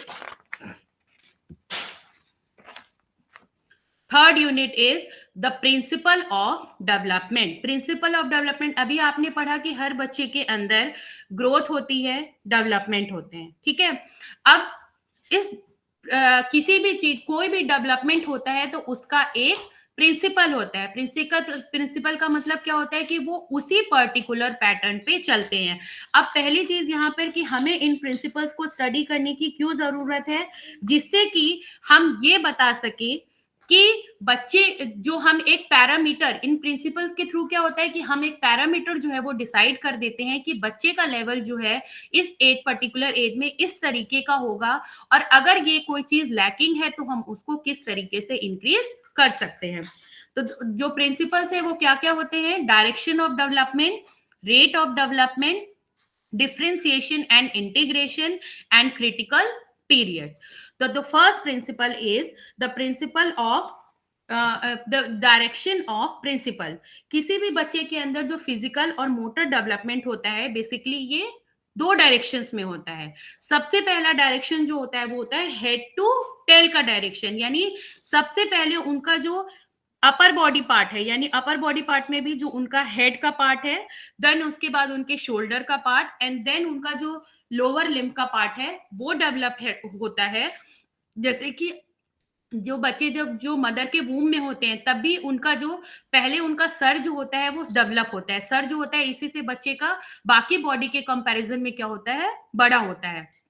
तो जो पहला प्रिंसिपल है डेवलपमेंट का वो क्या होता है, head to toe direction. And the second the development का जो डायरेक्शन का पैटर्न होता है वो होता है centre of the body to end of the body. कि पहले जो होते हैं वो सेंटर के जो पार्ट्स होते हैं, यानी कि जैसे ये शोल्डर का, ये हमारा सेंटर है, यहाँ से जो पार्ट होगा पहले इनके अंदर डेवलपमेंट होता है, उसके बाद जो हमारे लोअर पार्ट, जो हमारा एंड का बॉडी का पार्ट होता है वो डेवलप होता है। तभी आपने देखा, इसका छोटा सा एग्जाम्पल है कि कोई एक बच्चा होता है, वो पहले किसी भी चीज को अगर पकड़ता है तो उसको अपने हाथों से, दोनों हाथों से ऐसे करके पकड़ता है, उंगली से पकड़ना या फिर हथेली से पकड़ना उसको बाद में आता है। ठीक है, तो ये जो प्रिंसिपल है इसके अंदर ये है कि मोटर डेवलपमेंट जो है वो हेड टू टो, और उसके बाद जो सेकंड डायरेक्शन होता है वो सेंटर बॉडी से एंड बॉडी की तरफ होता है। दूसरा होता है rate of development. Rate of development का मतलब क्या होता है कि जो डेवलपमेंट होता है उसके अंदर इंडिविजुअल डिफरेंसेस होते हैं। ऑल्दो यूनिवर्सल पैटर्न है कि इस एज में इस तरीके का होगा, लेकिन क्या होता है कि इनके जो रेट ऑफ डेवलपमेंट होता है उसके अंदर इंडिविजुअल डिफरेंसेस होते हैं। कुछ बच्चों में motor development, social development, emotional development जो होते हैं वो जल्दी हो जाते हैं, जबकि कुछ बच्चों में क्या होता है उनके अंदर टाइम लग जाता है। और इसी तरीके से जो रेट ऑफ डेवलपमेंट होता है इसमें सेक्स डिफरेंस भी देखने को मिलता है। यानी generally in prenatal period जो गर्ल्स होती हैं उनके अंदर जो स्केलेटन डेवलपमेंट होता है वो फास्टर होता है एज कंपेयर टू बॉयज। इसी कारण से जब गर्ल्स जो होती हैं जब वो जन्म लेती हैं तो उनका स्केलेटन डेवलपमेंट ज्यादा होता है और उनके अंदर जो प्यूबर्टी होती है वो भी बॉयज के कंपैरिजन में जल्दी आती है। The third development pattern is differentiation and integration. Differentiation and integration का मतलब क्या होता है, ये जो डेवलपमेंट होते हैं ये अलग अलग पार्ट में होते हैं, लेकिन इनके अंदर क्या होता है एक इंटीग्रेशन होता है। Differentiation mean that the development proceeds from simple to complex, general to specific. यानी पहले वो सिंपल चीजों को करते हैं, उसके बाद क्या होता है कि वो कॉम्प्लेक्स चीजों की तरफ जाते हैं। लेकिन इंटीग्रेशन का मतलब क्या आता है, coordination of various part two form and increasingly complex structure. Yani it also refers to coordination in different behavioral pattern that result in a higher level of complexity. यानी कि जो भी डेवलपमेंट होगा वो अलग अलग बॉडी पार्ट में होगा, अलग अलग जगह होगा, अलग अलग स्ट्रक्चर में होगा, अलग अलग टाइम पे होगा, लेकिन वो क्या होंगे, वो पहले सिंपल होंगे, उसके बाद वो धीरे धीरे कॉम्प्लेक्स होते जाएंगे और इनके अंदर क्या होता है इंटीग्रेशन होता है। यानी एक एरिया में डेवलपमेंट होगा तो वो दूसरे एरिया के डेवलपमेंट को इफेक्ट करेगा और वो दोनों आपस में मिलकर क्या करते हैं एक बेसिकल क्वालिटी को इंप्रूव करते हैं। The third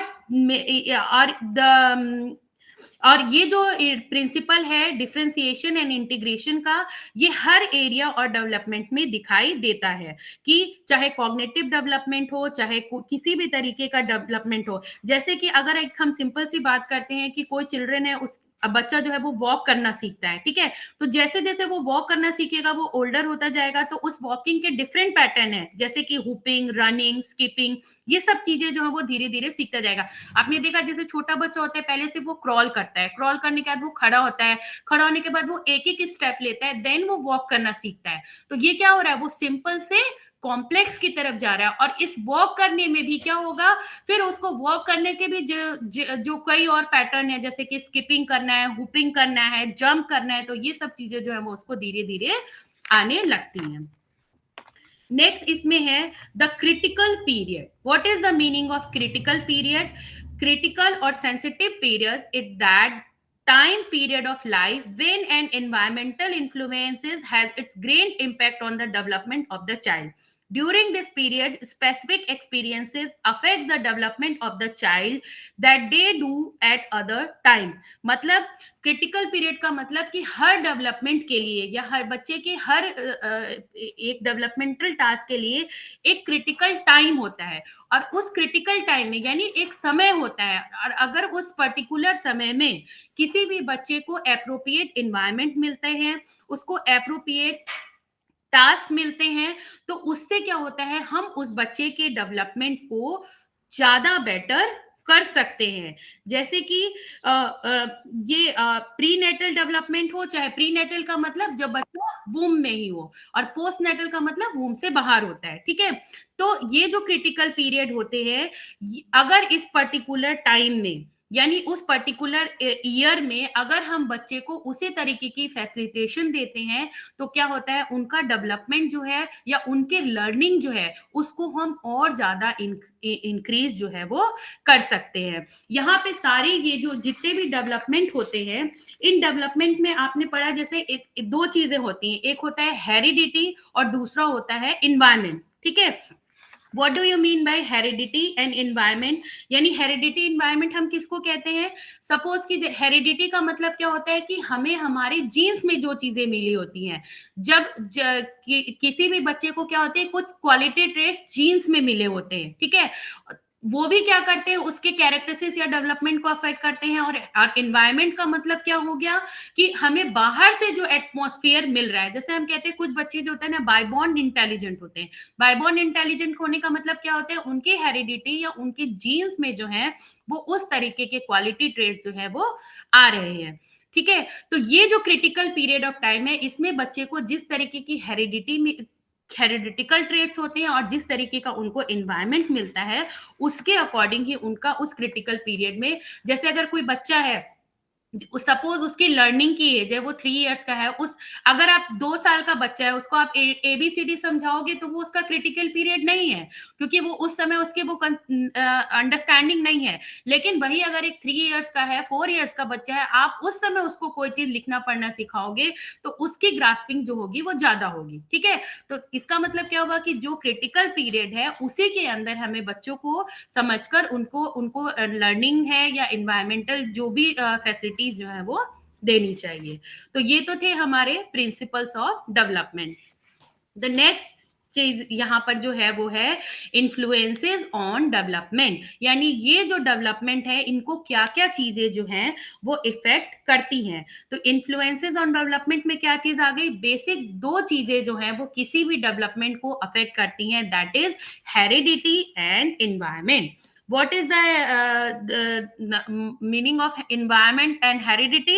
Environment refers to the external condition that influence development, यानी किसी भी तरीके का जो environment है, यानी बच्चे को किस तरीके की सराउंडिंग दी जा रही है, किस तरीके का उनकी फैमिली का स्ट्रक्चर है, किस तरीके की उनकी एजुकेशन है, तो वो क्या करती है, उसको हम क्या कहते हैं, इन्वायरमेंट। और हेरिडिटी ट्रेट्स का मतलब क्या होता है, heredity refers to inborn traits and characteristics, these characteristics are transmitted to the child from parents, यानी बच्चों को उनके पेरेंट्स से जो ट्रेट्स मिले होते हैं, जैसे the colour of hair, skin, eye, एक बॉडी के शेप का स्ट्रक्चर, वो सब सारी चीजें क्या होती हैं, हेरिडिटी होती हैं। तो ये हेरिडिटी और एनवायरमेंट जो है, the heredity and environment interact to influence various aspects of development. It is not easy to separate the effect of the two since interaction between they is continuous and complex, यानी ये दोनों आपस में इतने जुड़े हैं heredity and environment कि हम इनको अलग नहीं कर सकते हैं। The first area is influence on physical and motor development. तो जो हेरिडिटी और एनवायरमेंट है इनका फिजिकल और मोटर दोनों पे अफेक्ट पड़ता है। अगर एनवायरमेंट जो है वो एप्रोप्रिएट होता है तो उनकी फिजिकल ग्रोथ भी अच्छी होती है, मोटर डेवलपमेंट भी अच्छा होता है, और उसी तरीके से उनको हेरिडिटिकली जिस तरीके की फिजिकल ग्रोथ मिली होती है, सपोज हम कहते हैं कि हेरिडिटी में ही है कि बच्चे जो है वो लंबे हैं, पतले हैं, मोटे हैं, ठीक है, तो ये क्या करते हैं, फिजिकल और मोटर डेवलपमेंट को इफेक्ट करते हैं। The second is influence on cognitive development. जो स्टडीज हैं उनमें ये बताया गया है कि हेरिडिटी एंड एनवायरनमेंट जो है वो कॉग्निटिव डेवलपमेंट को इफेक्ट करते हैं, कि जैसे कुछ बच्चे जो होते हैं उनके अंदर जो कॉग्निशन होता है वो उनकी जीन से आता है, कुछ तो उनका एनवायरनमेंट से आता है कि उनको एनवायरनमेंट में जिस तरीके की लर्निंग दी जाती है, जिस तरीके का उनके लिए एटमॉस्फेयर क्रिएट किया जाता है, जिस तरीके का उनको फैसिलिटीज दी जाती हैं, और कुछ जो होते हैं वो उनके अंदर इंटेलिजेंस या कॉग्निशन किस कारण से आता है, उनके जीन्स में होता है। कई बार क्या होता है कि जीन्स जो होते हैं वो एबनॉर्मल हो जाते हैं बॉडी के अंदर, ठीक है, तो उसके कारण से क्या होता है कि बच्चों के अंदर जो कॉग्निशन होता है या बच्चों के अंदर जो मेंटल रिटार्डेशन होता है वो भी देखा जाता है। The third is language development, influence on language development। तो जो language development है वो भी जो है वो हेरिडिटी एंड एनवायरनमेंट से इफेक्ट करता है, या फिर और भी डेवलपमेंट जो है वो उसको इफेक्ट करते हैं। जैसे अगर बच्चे के अंदर हेयरिंग इम्पेयरमेंट है, ठीक है, तो क्या होगा, अगर उसके अंदर हेयरिंग इम्पेयरमेंट है तो वो क्या होगा कि वो बोल भी नहीं पाएगा उस हिसाब से, ठीक है, तो जो है तो ये किसका पार्ट हो गया कि वो इन्वायरमेंट का पार्ट हो गया कि उसके अंदर इन्वायरमेंट से इस तरीके की सिचुएशन नहीं मिल रही है। Next is influence on social and emotional development, यानी कि हेरिडिटी और एनवायरनमेंट जो है वो सोशल एंड इमोशनल डेवलपमेंट को किस तरीके से इफेक्ट करता है, कि ये दोनों जो है वो आपस में कनेक्टेड हैं, कि हेरिडिटी और एनवायरनमेंट जो है, एनवायरनमेंट में वही आ गए कि एक तो हो गया प्री नेटल एनवायरमेंट और दूसरा क्या हो गया पोस्ट नेटल एनवायरमेंट, कि बच्चा जब मदर के वोम में था तब उसको किस तरीके का एनवायरमेंट मिला, और बच्चा जो है वो जब मदर के वोम के बाहर है तब उसको किस तरीके का फिजिकल एनवायरनमेंट, किस तरीके, अगर बच्चा जो है वो बहुत ज्यादा शुरू से ही बहुत ही पॉल्यूशन वाले एरिया में रहता है, ठीक है, तो उससे उसका इफेक्ट होगा, और अगर उसका हेल्थ इफेक्ट होगा तो उसी तरीके से क्या होगा, अगर वो सोशली, अगर वो फिजिकली फिट नहीं है तो क्या होगा कि वो सोसाइटी में अपने आप को प्रेजेंट नहीं कर पाएगा। या फिर अगर बच्चे जो है वो बहुत ही ज्यादा ऐसे इन्वायरमेंट में रह रहे हैं कि बहुत ही ज्यादा फ्रस्ट्रेटेड इन्वायरमेंट में है, अपनी फीलिंग को एक्सप्रेस करना उनको नहीं मिल रहा है, तो क्या होगा, या बहुत ही स्ट्रेसफुल एनवायरनमेंट में है, उनको स्ट्रेसफुल मिल रहा है, तो क्या होंगे कि बच्चे जो होते हैं वो इमोशनली डिस्टर्ब हो जाते हैं। तो जो सोशल और इमोशनल डेवलपमेंट है उनके ऊपर भी हेरिडिटी और एनवायरनमेंट का इफेक्ट जो है वो पड़ता है। तो यहाँ पे हमने क्या पढ़ा, प्रिंसिपल ऑफ डेवलपमेंट, यानी development proceed from head to toe and centre to end. The rate of development of the various part of the body at any one period of life are different. Though there is an individual and universal pattern in development, there are differences in the pace at which every individual develops. There are sex differences as well as in the aspects of development. Development follow the principle of differentiation and integration. Differentiation means that development proceeds from simple to complex, from general to specific. Integration means coordination of various parts to form an increasingly complex structure. It also refers to coordination of different behavior patterns that result in a higher level of complexity. Both processes are involved in growth and development.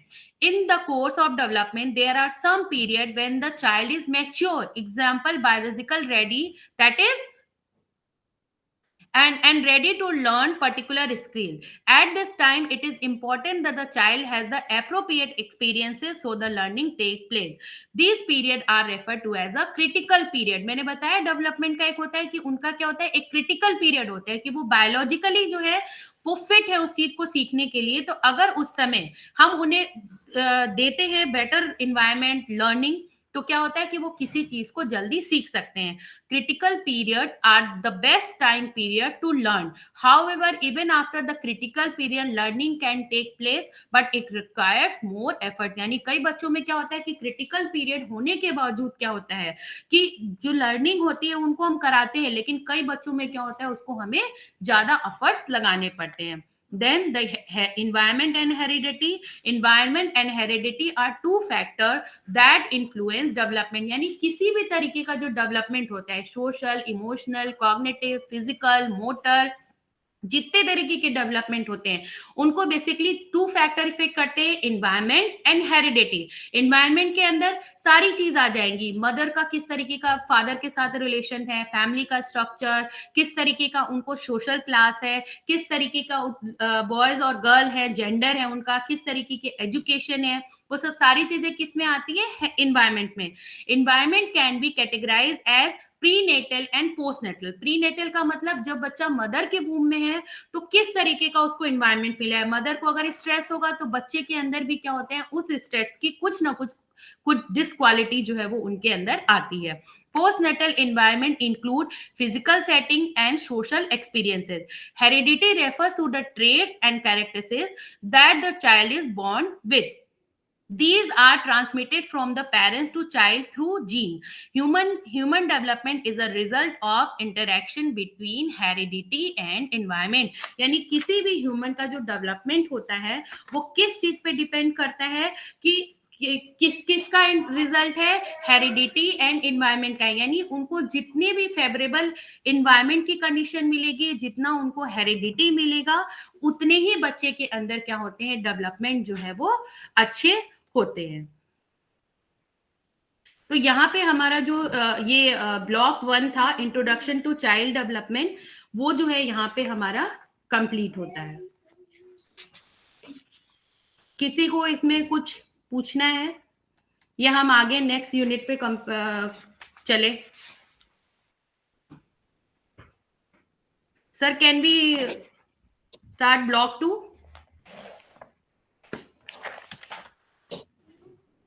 Yes, Ankita ma'am, please proceed for next unit. Okay. Hello? Okay, sir. Hello? We will take up the queries of the learners at the Okay. end of the session. In Okay, meantime, sir. Okay, if okay. you have any query, please send through the chat box. I will try to reply. So yes, Ankita ma'am, please continue your session. Okay. Okay, sir. Ma'am, I have a query. Yes, please, you can. Okay. Yes, Sanju Singh, please speak. Yes. Sir ma'am actually जो बच्चों का चलने का जो walking milestone achieve होता है Hmm. उसके पीछे क्या रीजन है? कई बच्चे जल्दी चलते हैं, कई बच्चे लेट चलते हैं, कई बच्चे That is heredity and environment and individual trait. आपने पढ़ा ना कि एक क्रिटिकल पीरियड है कि वो उस क्रिटिकल पीरियड में उस काम को करना है, लेकिन ये हर बच्चे का इंडिविजुअल डिफरेंस है कि बच्चे, कुछ बच्चे जो होते हैं वो जल्दी चलना सीख जाते हैं और कुछ बच्चे जो है वो देर से सीखते हैं। अगर आप सिंपल सी अपनी क्लास की बात करें, कुछ जो होंगे या कुछ जो लर्नर होंगे वो क्या होगा, किसी चीज को जल्दी अडेप्ट कर लेंगे, कुछ जो होंगे वो उस चीज को क्या करेंगे, थोड़ा देर से समझ में आएगा। तो ये हर किस बच्चे के क्या होते हैं, इंडिविजुअल क्वालिटी होती है। यही तो हम कह रहे हैं कि जो डेवलपमेंट है उसका एक यूनिवर्सल पैटर्न है कि इस एज में ये चीज होनी है, लेकिन इस यूनिवर्सल पैटर्न होने के बावजूद जो है वो क्या होता है, उनके अंदर इंडिविजुअल डिफरेंस हो सकते हैं। मे बी इंडिविजुअल डिफरेंस का कारण हो सकता है कि उनको इस तरीके का इन्वायरमेंट ना मिला हो, या किसी तरीके की फिजिकल एबनॉर्मलिटी हो, या फिर अगर सारी चीजें फेवरेबल है लेकिन फिर भी क्या होते हैं कि कुछ बच्चे जो होते हैं उनके अंदर अपने आप ये ट्रेट हो जाएगा कि वो जल्दी चलेंगे या देर से चलेंगे। इसका फिजिकल एस्पेक्ट भी हो सकता है या फिर इसका बच्चे का इंडिविजुअल डिफरेंसेस भी हो सकते हैं कि वो बच्चे जो है वो उस एज में, जिस एज में उनको चलना चाहिए वो उस एज में ना चल के उससे एक मंथ बाद चल रहे हैं। और यही चीज होती है, ये हमने जो पैरामीटर सेट किया है वो इसीलिए तो सेट किया है कि हमने कहा कि 1 साल के अंदर बच्चे जो है वो चलने लगेंगे। सपोज अपने पैरों पे वो अपने फर्स्ट बर्थडे पर खड़े हो जाते हैं, लेकिन अगर वो नहीं खड़े हो रहे हैं तो हम 2 महीने वेट करेंगे, 3 महीने वेट करेंगे। अगर उसके बाद भी वो नहीं कर पा रहे हैं तब हम क्या करेंगे, हम उसका रीजन ढूंढेंगे कि आखिर क्या रीजन है जो ये नहीं कर पा रहे हैं, और उसके बाद फिर हम उनको फर्दर आगे उनके लिए उस तरीके की एक्टिविटीज है या मेडिकेशन है देंगे जिससे कि वो उस चीज को सीख सके। Okay, thank you ma'am. हाँ, thank you. Hello, So- I am Hetal Kalsaria. Yes, please, Hetal. Ma'am सिर्फ 1 ईयर के ऊपर के बच्चे हैं, वो जो चिड़ियापन मतलब कि वो गुच्छा करते हैं और जो चीज वस्तु है उसी पर उसका कॉन्सेंट्रेशन रहता है कि मुझे यही चाहिए मतलब। तो इसके अलावा बच्चों को क्यों ऐसा क्या करते हैं कि बच्चों का जो इसे माइंड और इसकी एनर्जी हो इसके और बढ़ जाती है एनर्जी जब जब बड़ा बचपन 1 से 2, 2 से 3 जैसा चलता जाता है उसका चिड़ियापन बहुत झंझनाट जैसा रहता है। मतलब क्या मतलब मैम? मैं आपकी बात को समझ नहीं पाई मैम, एक बार आप फिर से बताएंगे क्या कह रहे हो? मैं वैसा कह रही हूँ कि जैसे बच्चे जैसे जितना बड़ा रहता है उसकी एनर्जी बढ़ जाती है कि मुझे यही करना है। ठीक है। इसका रीजन क्या रहता है? क्योंकि ये वो क्यों चिड़ियापन दे ज्यादा वॉन्ट टू करने लगता है? Explore the world. छोटे बच्चे होते हैं वो सब कुछ चाहते हैं लेकिन वो कर नहीं सकते हैं, लेकिन जैसे जैसे वो बड़े होते हैं वो वैसे वैसे क्या करते हैं, एनवायरनमेंट को एक्सप्लोर करना चाहते हैं। इसलिए वो ज्यादा से ज्यादा चाहते हैं कि हम ये भी कर ले, हम वो भी कर ले, हम ऐसे भी कर ले। सपोज आप इसका छोटा सा एग्जाम्पल ले लो, जब अपन बीमार पड़ते हैं हमसे कुछ भी काम नहीं होता, हम चुपचाप से पड़े रहते हैं, लेकिन जैसे ही हम अपनी बीमारी से उठेंगे तो क्या होता है, हम ज्यादा से ज्यादा सोचते हैं कि हम ये काम कर ले, हम वो काम कर ले। तो उसी तरीके से होता है कि बच्चे जो होते हैं वो जैसे जैसे ग्रो करते हैं, उनके अंदर डेवलपमेंट होता है, वैसे वैसे क्या होता है कि उनकी चूंकि कैपेसिटीज इंक्रीज होती है, उनके अंदर क्यूरियोसिटी इंक्रीज होती है, एक तरफ से उनको पढ़ाई भी कराई जा रही है, वो टीवी भी देख रहे हैं, उनका कॉग्निशन भी बढ़ता जाता है। तो क्या होता है, उनकी क्यूरियोसिटी बनने से क्या होता है, वो ज्यादा एनर्जेटिक हो जाते हैं, क्योंकि एक लेवल पे आके क्या होता है, ये उनका एज जो है वो एक्सप्लोर करने का एज है। तो इसी एज के कारण इट्स एज फैक्टर कि उनका एक्सप्लोर जो है वो माइंड डेवलप हो रहा है, उनको चारों तरफ से नॉलेज मिल रही है, उनका परफेक्शन लेवल बढ़ रहा है, तो जिस कारण से क्या होता है वो ज्यादा से ज्यादा क्यूरियस हो जाते हैं। कि हर एक्टिविटी उनके अंदर अलग से एनर्जी आ जाती है कि हमें सारी चीजों को करना है। Okay, thank you ma'am. Okay, now we move. Excuse me, ma'am. Yes, I am Kamini Bishnoi ma'am.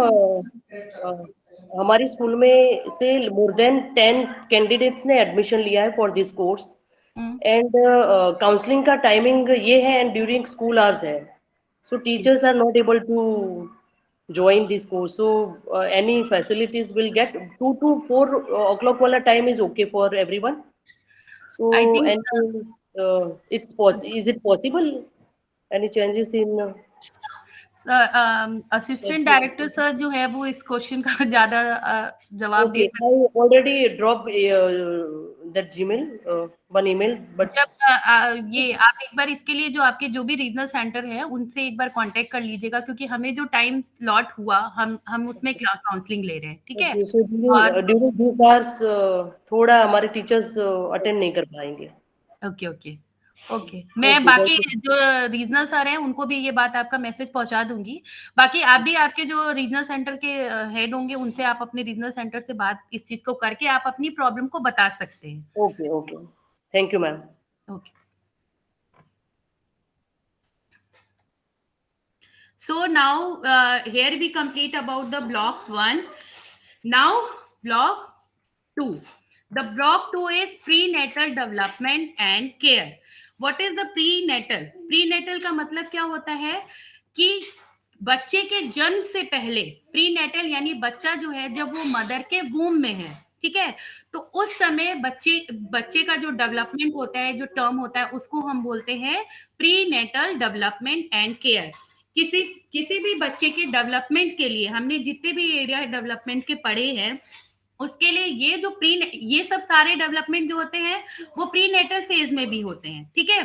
तो ये डेवलपमेंट और जो केयर है उसके बारे में हम इस ब्लॉक में पढ़ेंगे, ठीक है।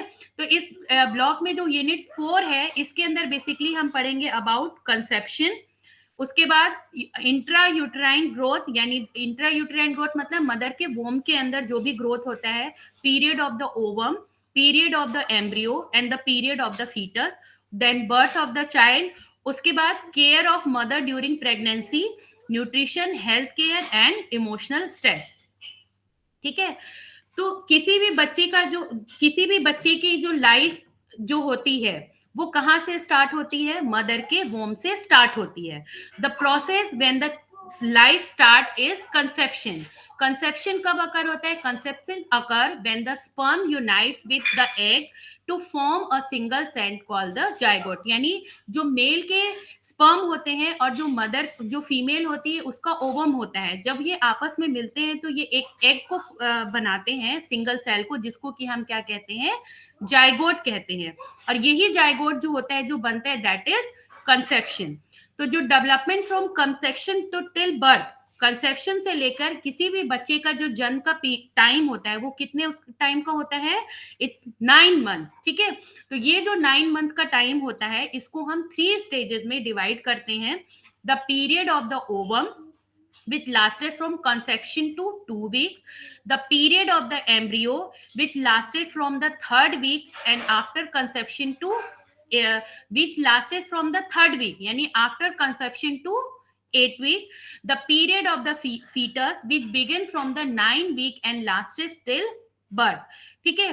तो ये यहाँ क्या है? The period of the ovum, period of the ovum का मतलब क्या होता है? कंसेप्शन टू 2 वीक का जो टाइम, यानी कंसेप्शन होने से 2 वीक का जो टाइम होता है, इसमें क्या होते हैं? जो सिंगल सेल्स होते हैं वो लगातार क्या होते हैं? मल्टीप्लाई होते रहते हैं। सिंगल सेल को हम क्या कहते हैं? जाइगोट कहते हैं।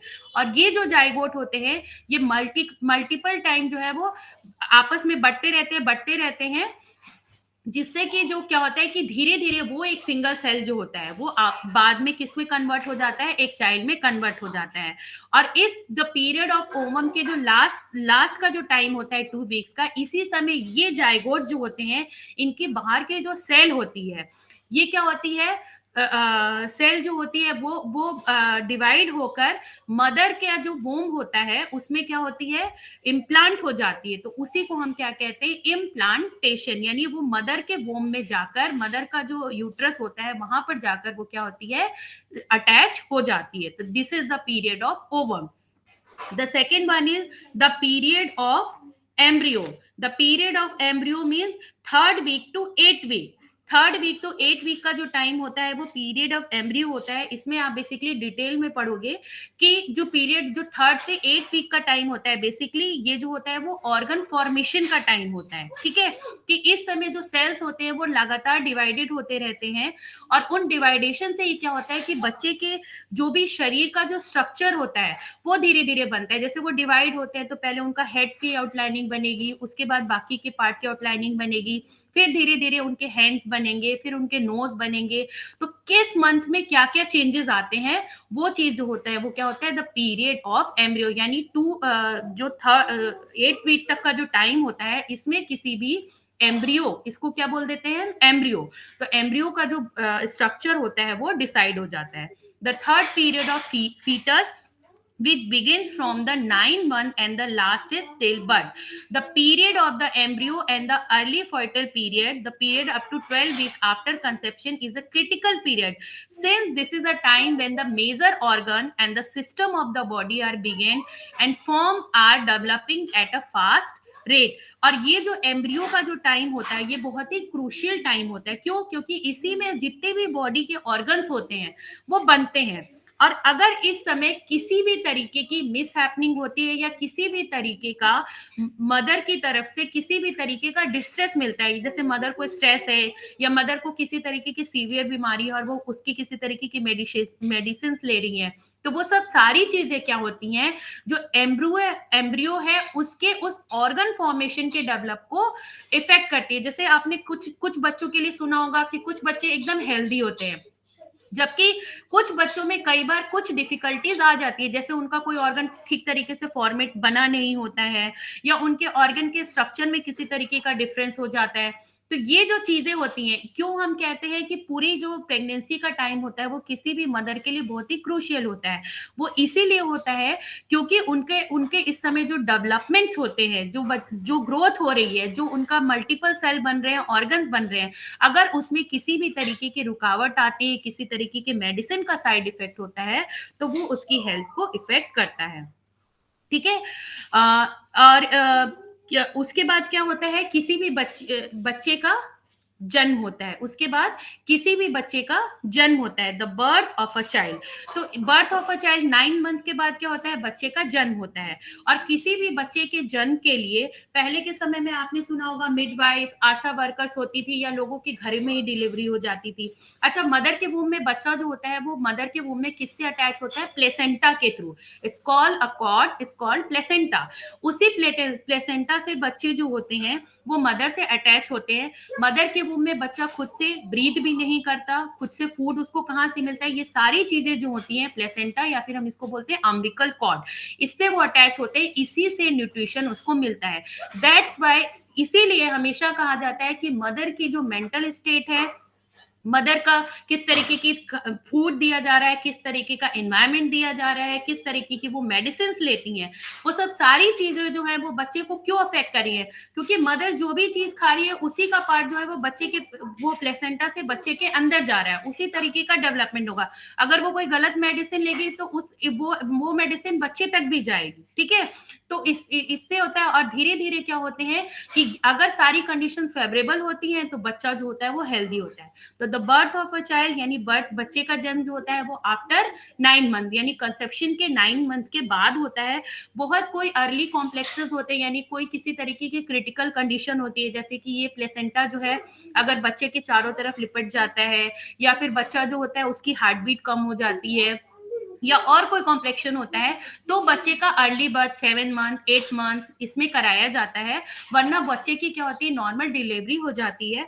तो ये जो नॉर्मल डिलीवरी है ये इम्पॉर्टेंट है कि किसी ट्रेन पर्सन से, जैसे आजकल जो लोग हैं वो काफी एजुकेटेड है, तो जो हॉस्पिटल्स होते हैं या जो हेल्थ वर्कर होते हैं वहीं पे कराते हैं। और ये क्यों कराना चाहिए, ताकि बच्चे को जन्म के बाद भी एक फेवरेबल कंडीशन मिले, और अगर बाय चांस उनके अंदर किसी भी तरीके की मेडिकल कॉम्प्लिकेशन हो गई हो तो वो क्या कर सके, उस मेडिकल कॉम्प्लिकेशन को ओवरकम कर सके। या फिर बच्चे के अंदर जैसे सपोज कई बार क्या होता है, जन्म लेने के बाद उनके अंदर ऑक्सीजन की कमी हो जाती है, तो उस ऑक्सीजन की कमी को के लिए क्या होगा, अगर हम प्रॉपर हॉस्पिटल में होंगे तो वहां पे उनको ऊपर से ऑक्सीजन दिया जाएगा। तो बच्चा जैसे ही मदर के वूम के बाहर आता है, जो फर्स्ट साइन इज कि बच्चा जो है वो रोता है। क्राई करने का मतलब क्या होता है कि अभी तक वो वूम में होता है तो उसके अंदर किसी भी तरीके का सांस लेने की एक्टिविटी नहीं होती है, वो प्लेसेंटा के थ्रू ही सांस लेता है। लेकिन जैसे ही वो बाहर आता है, वो पहली सांस जब लेता है तो उसी सांस के कारण क्या होती है, उसके रोने की आवाज आती है। इसी कारण से जो डॉक्टर्स होते हैं, अगर बच्चा नहीं रोता है तो उसको जबरदस्ती क्या किया जाता है, रुलाया जाता है। That is a healthy sign कि अगर बच्चा अच्छे से रो रहा है तो वो क्या करता है, यानी कि वो आसानी से सरवाइव कर जाता है। देन यहाँ पर यही होता है कि जो प्रोफेशनल क्वालिफाइड पर्सन होते हैं वो बच्चे का टाइम टू टाइम चेकअप करते रहते हैं। जनरली एक एवरेज जो होता है, बच्चे जन्म के समय 2.5 केजी से लेकर 3 केजी तक के वेट के होते हैं, और कई बार कुछ बच्चे जो होते हैं किसी तरीके की लैकिंग होती है तो बच्चे का वेट जो होता है वो कम होता है। वरना अगर एक हेल्दी बच्चा होता है तो उसके अंदर किसी भी तरीके की कॉम्प्लिकेशन नहीं आती है। तो it is important to have a professional qualified person trained to conduct deliveries, whether the delivery is conducted at the home or the hospital, so that the health of the mother and the baby is ensured। यानी कि अगर बच्चे को हम अच्छी delivery के environment देते हैं, क्योंकि कई बार क्या होता है डिलीवरी के समय भी कई तरीके की कॉम्प्लिकेशंस आ जाती हैं, तो इसीलिए ये ट्राई करना चाहिए कि बच्चे को डिलीवरी के समय जो इन्वायरमेंट मिले वो भी अच्छा हो, ट्रेंड डॉक्टर हो, जिससे कि किसी भी तरीके की कॉम्प्लिकेशन नहीं आए।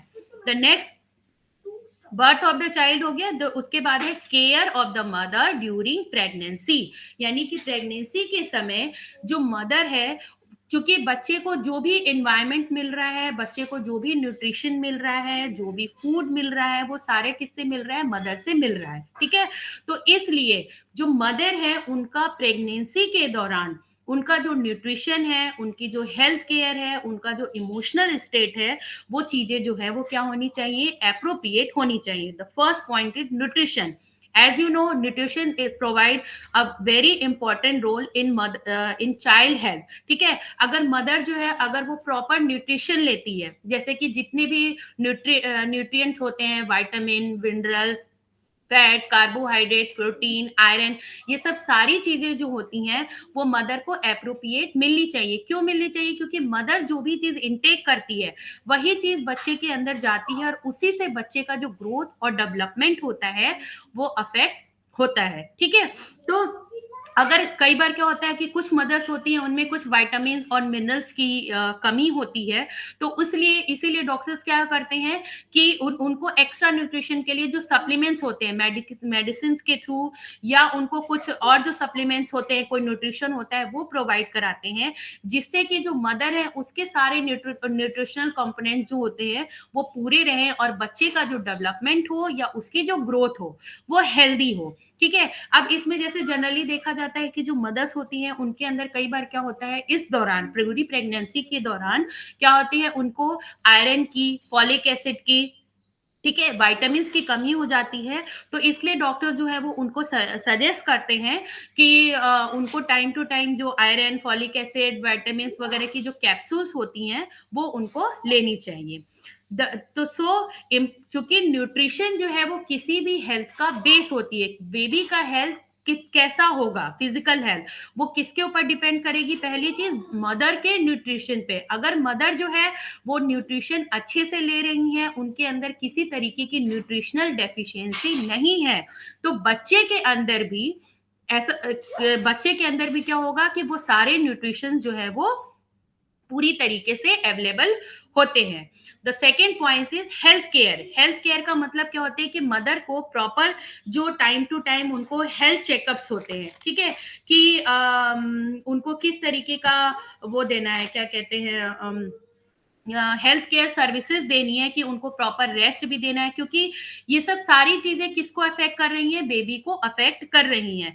हेल्थ केयर मीन कि मदर जो है वो फिजिकली फिट हो। अब अगर उनको न्यूट्रिशन जो है वो प्रॉपर मिलता है, उनकी तबीयत हर तरीके से सही होती है, तो क्या होता है कि उनको किसी भी तरीके की एक्स्ट्रा मेडिसिन नहीं लेनी पड़ती हैं। लेकिन अगर मदर जो है वो वर्किंग है, या बहुत ज्यादा उनका सेडेंट्री लाइफ है, उनको बहुत ज्यादा वर्किंग है, प्रेशर का लाइफ है, तब क्या होता है, अगर उनका हेल्थ अफेक्ट होता है तो उससे क्या होती है, उनको कुछ बाहर की एक्स्ट्रा मेडिसिन लेनी पड़ती हैं, जिससे कि क्या होता है, उनका हेल्थ जो है अफेक्ट होगा। अब उनका हेल्थ अफेक्ट होगा तो उनको एक्स्ट्रा मेडिसिन लेनी पड़ेगी, या किसी तरीके की दवाई वो एक्स्ट्रा खा रही हैं, या जैसे मदर जो होती हैं वो कई बार उनको पहले से कोई प्री एग्जिस्टिंग डिजीज होती है, उसकी मेडिकेशन चलती है, तो वो सब सारी चीजों का इफेक्ट जो होता है वो बच्चे के हेल्थ पर पड़ता है। तो केयर इसमें करने की क्या जरूरत है, कि ये ध्यान रखना चाहिए कि जो मदर की हेल्थ हो वो स्टेबल हो, उनमें किसी भी तरीके की कॉम्प्लेक्सिटी नहीं आए।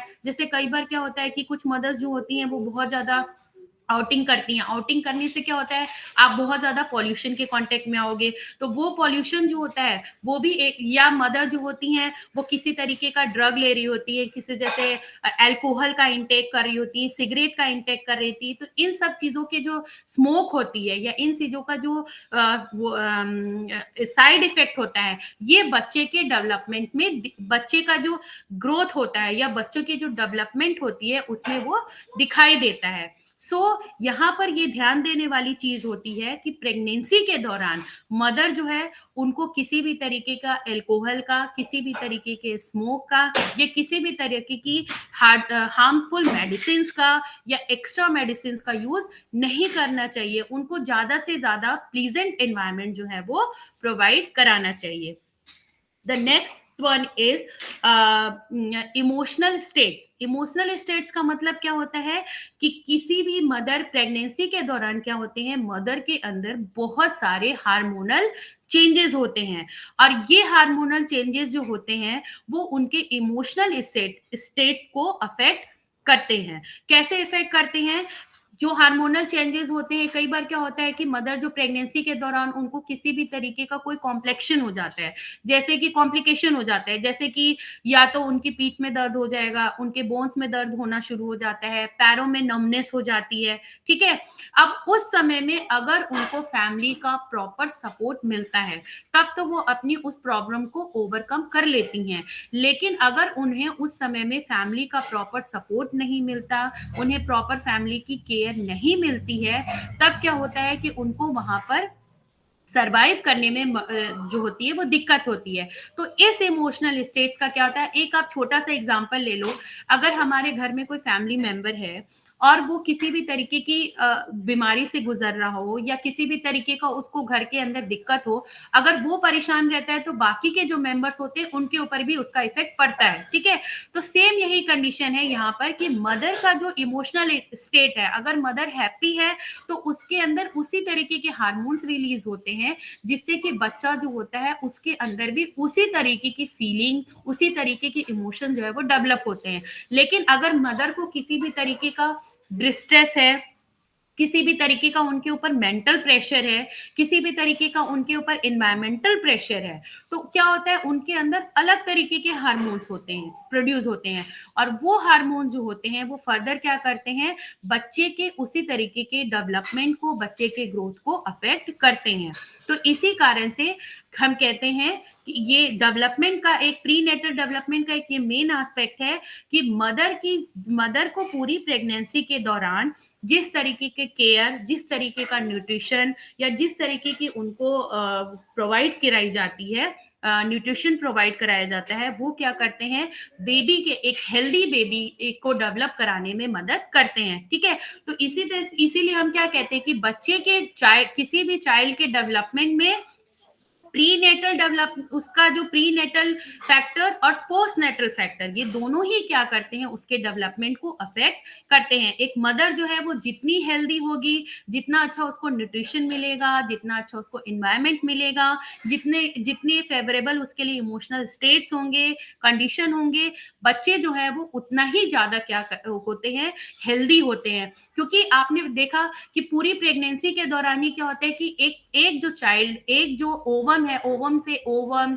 जायगोट, एम्ब्रियो और वो फीटस बना, उसके बाद वो एक 9 मंथ के बाद एक हेल्दी बेबी के रूप में आता है, ठीक है। तो अगर वो एक हेल्दी बेबी के रूप में आ रहे हैं, उसके एक एक ऑर्गन जो है वो फॉर्मेट हो रहे हैं। जैसे आप, बहुत ही कॉमन प्रॉब्लम होती है कि अगर मदर जो है वो प्रेगनेंसी के टाइम में किसी तरीके की टबैको है, स्मोकिंग है या अल्कोहल लेती है, तो जब जो ऑर्गन फॉर्मेशन होता है, आईज बनते हैं, नोज बनते हैं, हार्ट बनता है, किसी भी तरीके के बॉडी पार्ट बनते हैं, ठीक है। तो उसमें क्या होता है, कुछ एबनॉर्मेलिटी जो है वो आ जाती है। इसी कारण से क्या होता है कि कई बच्चे जो होते हैं वो बाय बर्थ जो होते हैं, उनके अंदर किसी तरीके की कॉम्प्लेक्सिटी आ जाती है। अब अगर बाय बर्थ कोई कॉम्प्लेक्सिटी है तो हम उसको ओवरकम कर सकते हैं, लेकिन जरूरी नहीं है कि वो ओवरकम हो ही। अब उसी तरीके से क्या है कि अगर मदर जो है उनको किसी तरीके का प्रेगनेंसी के टाइम में किसी तरीके का जर्क लगा, ठीक है, किसी तरीके से कुछ उनके साथ मिस हैपनिंग हो गई, कुछ और भी कॉम्प्लिकेशन हो गया, तो ये जो उनका ऑर्गन फॉर्मेशन हो रहा है, वो ऑर्गन फॉर्मेशन जो है वो सही तरीके से नहीं होगा। तभी कहते हैं कि जो पीरियड ऑफ एम्ब्रियो है, यानी जो 12 मंथ का टाइम है, उस समय बेसिक सारे ऑर्गन बन रहे हैं। तो वो ऑर्गन बनने में क्या है, अगर वो ऑर्गन ही नहीं सही तरीके से बनेगा तो उसके अंदर डेवलपमेंट कहाँ, जैसे आई का स्ट्रक्चर बन रहा है, नोज का स्ट्रक्चर बन रहा है, लिप का स्ट्रक्चर बन रहा है, लेकिन उसके बनने में इंफॉर्मेशन, उसके फॉर्मेशन में ही अगर किसी तरीके की दिक्कत आ गई तो उसका जो फंक्शनिंग है वो कैसे किसी तरीके से सही हो पाए। So it very important to take care of mother during pregnancy in the range of nutrition, health care and emotional stress. So here the development of the baby within the womb, conception occur when the sperm unite with the egg from a single cell called the zygote. Development from conception till birth take around 9 months.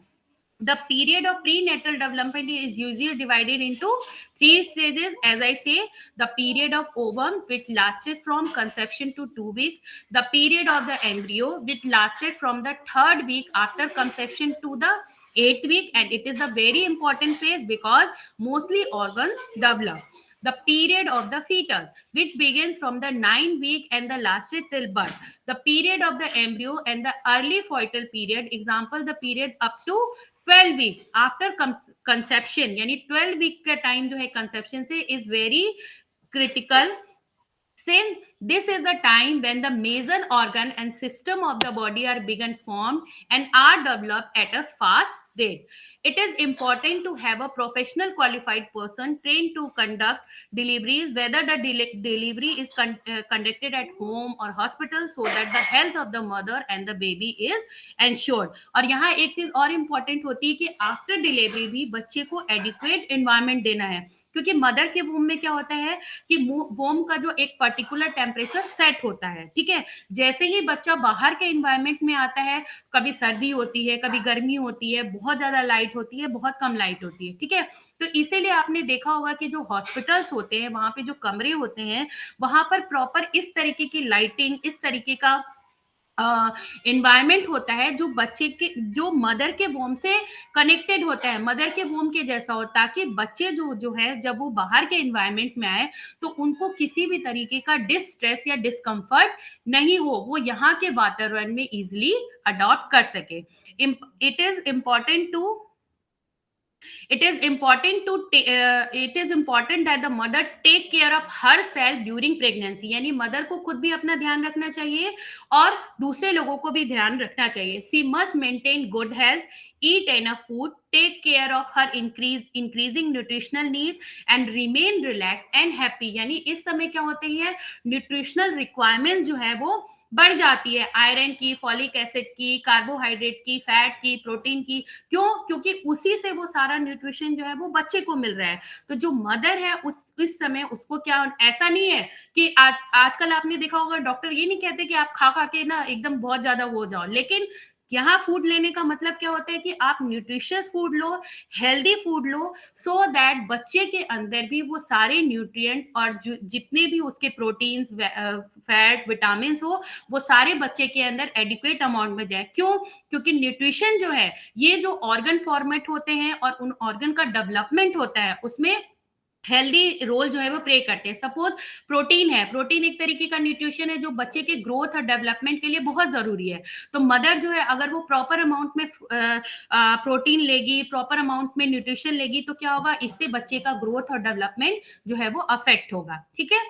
और nutrition के साथ ही साथ relax and happy, मैंने आपको बताया, चूंकि इस समय क्या होते हैं, बॉडी के अंदर बहुत ज्यादा चेंजेस होते हैं, इसी कारण से मदर को रिलैक्स एंड हैप्पी होना चाहिए। Anger, fear and tension lead to release of hormones and other chemical substance in our body that these may harm the fetus। यानी बच्चे जब मदर जो है उसके अंदर किसी भी तरीके का एंगर की फीलिंग, किसी भी तरीके की टेंशन की फीलिंग, किसी भी तरीके के फियर की फीलिंग होती है, तो वो हार्मोन्स रिलीज होते हैं, और वो हार्मोन जो क्या होते हैं, केमिकल्स एक तरीके के हैं, और वो केमिकल्स क्या करते हैं, फर्दर बच्चे की ग्रोथ और डेवलपमेंट को अफेक्ट करेंगे। इसका सीधा सा एग्जांपल है, ये देखा गया है, जो स्टडीज है वो शो करती हैं कि मदर अगर जो है वो अपनी पूरी प्रेगनेंसी के टाइम में अगर वो किसी भी तरीके के स्ट्रेस में है, किसी भी तरीके की टेंशन में है, तो बच्चे भी जो होते हैं वो जो होते हैं वो बहुत ही ज्यादा, कहते हैं ना, शांत से बच्चे होते हैं, शाई तरीके के बच्चे होते हैं। तो जो प्रेगनेंसी के दौरान मदर का मूड जिस तरीके का होता है, वो क्या करते हैं, कहीं ना कहीं बच्चे डेवलपमेंट है, बच्चे का जो मूड है उसको अफेक्ट काम करते हैं। तो here we end up with our unit 5। I think this is enough for the today class.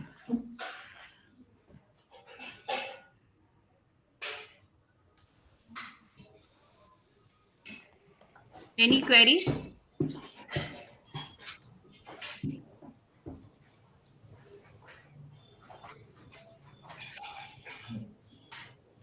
Hello. हाँ, hello. Yes, Kamaldeep Singh, please speak. हाँ मैम, मेरे को पिछले एक उससे भी पूछना था, पिछली जो आपका मॉड्यूल था उसमें से भी एक क्वेरी थी। जी। इडियोपैथिक जो बच्चे हैं होते हैं जिनके पैर टोस के ऊपर चलते हैं, उनको मतलब ये जो पहले 1 साल के, आप सुन पा रहे हैं? जी जी, बिल्कुल बिल्कुल। हाँ, पहले 1 से 1.5 साल के अंदर जो इनका डेवलपमेंटल टाइम होता है, और बच्चे शुरू से ही अगर इडियोपैथिक होते हैं जो टोस पे चलते हैं, उसको इस समय में सुधारा जा सकता है किसी तरह से कि नहीं? सर देखिए, अगर क्या होता है कि अगर बच्चे के अंदर वो जो एबनॉर्मेलिटी है, अगर वो उसके अंदर फिजिकल एबनॉर्मेलिटी है, ठीक है, तब तो आजकल क्या है कि जो सर्जरी वगैरह होती है या जो फिजिकल थेरेपी होती है, फिजिकल फिजियोथेरेपी होती है, उसके थ्रू उसको हम सुधार सकते हैं। लेकिन ये सब चीजें जो होती हैं, ये ज्यादातर क्या होती है, मेडिकली डिपेंडेंट होती हैं, कि कि आप उसको मेडिकल प्रोफेशनल्स जो होते हैं, ठीक है, हम क्या है, बेसिकली एजुकेटर हैं, अब उसके अंदर क्या क्या किस चीज की दिक्कत आ रही है उस चीज को तो हम नहीं बता सकते। हमने तो आपको एक लेवल बता दिया, एक पैटर्न बताया कि इस तरीके के डेवलपमेंट होने चाहिए। अब वो अगर डेवलपमेंट नहीं हुआ है, वो किस तरीके से चल रहा है, तो इसके लिए बेटर ये है कि जो मेडिकल प्रोफेशनलिस्ट होते हैं इस एरिया में, बच्चों के जो पीडियाट्रिशियंस होते हैं, उससे कंसल्ट करके और उसके बाद जो हमें वो सजेशन देते हैं उसको फॉलो करना चाहिए। कोई भी चीज होती है, अगर वो ओवरकम हो सकती है या नहीं हो सकती है, वो उस चीज का एक्सपर्ट बता सकता है।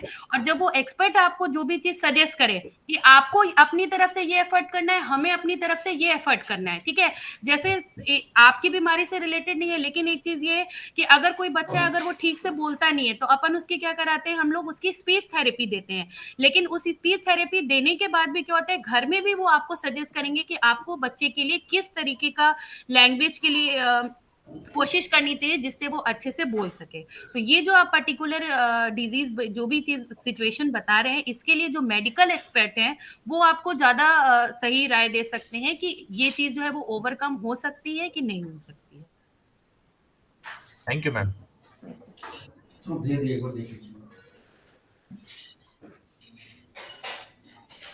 हेलो। हेलो। हाँ, हेलो। Yes ma'am.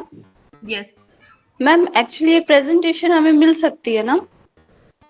ये प्रेजेंटेशन आपके, मैं स्लाइड जो है वो सर को दे दूंगी, वो आपको शेयर भी कर देंगे। बाकी ये आपके पास जो कोर्स मटेरियल है सेम उसी में से ये अडॉप्ट किया हुआ है। अगर आप अपने Okay. कोर्स मटेरियल को स्टडी करेंगे तो एक एक पॉइंट जो है वो यही है। मैं आप लोगों को यही कह रही हूँ कि आपकी जो भी काउंसलिंग की क्लासेस होती हैं उसमें आपके पास जो ये कोर्स है, मॉड्यूल जो है, आप उसको स्टडी कीजिए। ये जो है वो सेल्फ स्टडी का मटेरियल आपको इतनी इजी लैंग्वेज में और एक एक हेडिंग के अकॉर्डिंग बनाया गया है कि इसको आपको अंडरस्टैंड करने में किसी तरीके की दिक्कत नहीं आएगी। बाकी अगर कोई फर्दर भी प्रॉब्लम होती है तो हम करेंगे, आप कहेंगे तो मैं स्लाइड शेयर कर दूंगी, बट ये स्लाइड बेसिकली आपके जो कोर्स मटेरियल है उसी में से ही ऑप्ट की हुई है। ओके मैम, अभी बुक्स तो सारी आई नहीं, थोड़ी बहुत ही आई, बाकी अभी आई नहीं, पहुंची नहीं। वो मिल जाएगी, वरना आप इग्नू की साइट पे जाके ई ज्ञान कोश है, उसमें अपना सब्जेक्ट और जो पेपर का नाम डालेंगे तो आपको उसमें सारी चीज आ जाएगी। आप देख रहे हो चैट बॉक्स में सारा सर जो है, आप लोग देखिए उसमें सर ने चैट बॉक्स में आपको सारे लिंक जो है वो शेयर किए हुए हैं, तो उन लिंक से Okay. आप अपना पूरा कोर्स मटेरियल जो है वो डाउनलोड कर सकते हैं। मैडम Yes, इसमें ma'am. भी कोई असाइनमेंट्स या ऐसा कुछ देने का रहता है? क्योंकि मुझे जी, भी हर तो- आपके जितने भी पेपर है, पीजीडीएफसी के पेपर हैं, उनमें हर का एक एक असाइनमेंट है। ओके वो असाइनमेंट भी आपको भेज दिया जाएगा time. Yes, absolutely right, ma'am. So, dear student, I have shared the links of the assignments. Okay It is available. The link is available on IGNOU website. So, a specific link I have shared in the chat box. So you can copy and paste and download the assignments and prepare the assignments as per IGNOU norms. The details and guidelines are mentioned in the assignment question paper. The assignment question paper is being used by the university as a teaching learning process, as a teaching learning tool. So it is useful to for better preparation in the examination, and the assignment carry 30% weightage. So it is compulsory component of your programs. So I have shared the links. I have shared the links of program guide and also sent the email to all students and attach the program guide. And I have also shared the link of study material. You can access the study material e-Gyan course. The link is available on IGNOU website on the home page. So time to time we will share all the guidelines, and as Ankita ma'am spoke, the PPT is prepared on the basis of study material which is available on IGNOU e-Gyan course. So it is better to refer e-Gyan course for the study material, and we will send all the queries to headquarter, to the concerned division, that is MPDD, Material Production and Distribution Division, for sending the study material. You can also contact to your regional consultancy center, because you are attending the counseling sessions from Gujarat and other state also. So you better you contact to your concerned agency center for further query. If you can send us, we will forward to the headquarter. So I think we can conclude the session. And sir I have one query with your kind permission, can I go ahead? yes, ma'am जैसे मैं भी एक school चलाता हूँ, pre school चलाता हूँ, तो हमारे पास जो बच्चे बर्थ आते हैं तो कितने दिखने में ही ऐसा लगता है कि मैच्योर नहीं है, 7th मंथ बॉर्न है, या उनके पेरेंट्स खुद बताते हैं, उनको हम किस तरह से गाइड करें कि भाई एक 6 महीने लेट हो या 8 महीने लेट हो, या उनका लेवल जो होता है बॉडी का वो पूरा मार्कअप जो बोलते हैं 2 इयर्स पे मार्कअप, 3 इयर्स पे मार्कअप नहीं आता है, तो पेरेंट्स को किस तरह से काउंसल करें कि पेरेंट्स मानने के लिए तैयार ना होते? इसके लिए आप सबसे अच्छा है कि अगर इस तरीके के पेरेंट्स हैं आपके स्कूल में, तो आपको पेरेंट्स के लिए एक काउंसलिंग सेशन, जनरली 1 घंटे 2 घंटे आपकी जो भी है उसके अकॉर्डिंग आप काउंसलिंग सेशन लेके पेरेंट्स को एजुकेट करें, क्योंकि आज मैडम ये जो है, मैं बीच में बोल रहा हूँ, मगर ये जो एडमिशन के टाइम हमारे पास पेरेंट्स आते हैं उसकी बात है, तो उनको किस तरह से समझाया जाए, क्योंकि वो समझने के लिए और एक्सेप्ट करने के लिए ही तैयार नहीं होते कि हमारे बच्चे में कुछ खामी रह गई है। इट डिपेंड्स अपॉन अब ये तो पेरेंट के ऊपर डिपेंड करता है भाई, लेकिन आप भी तो सर अगर जैसे बच्चा आ रहा है तो जब तक आप बच्चे को अपने पास कुछ दिन तक उसको एजुकेट नहीं करेंगे उसकी क्वालिटीज आप नहीं बता सकते। प्री मेच्योर बेबी बेसिकली क्या है कि अगर 6 मंथ 7 मंथ में बॉर्न हो गया that is called pre mature baby, ठीक है। तो जी। कई बार क्या होता है कि प्री मेच्योर बेबी होने के बावजूद भी क्या होते हैं, वो अपने एज के अकॉर्डिंग क्या करते हैं, सारे क्राइटेरिया को फुलफिल कर लेते हैं, जबकि कुछ बच्चे यानी इंडिविजुअल डिफरेंसेस के कारण क्या होता है, उसमें ये सारे डेवलपमेंटल एस्पेक्ट जो होते हैं वो बाद में होते हैं, ठीक है।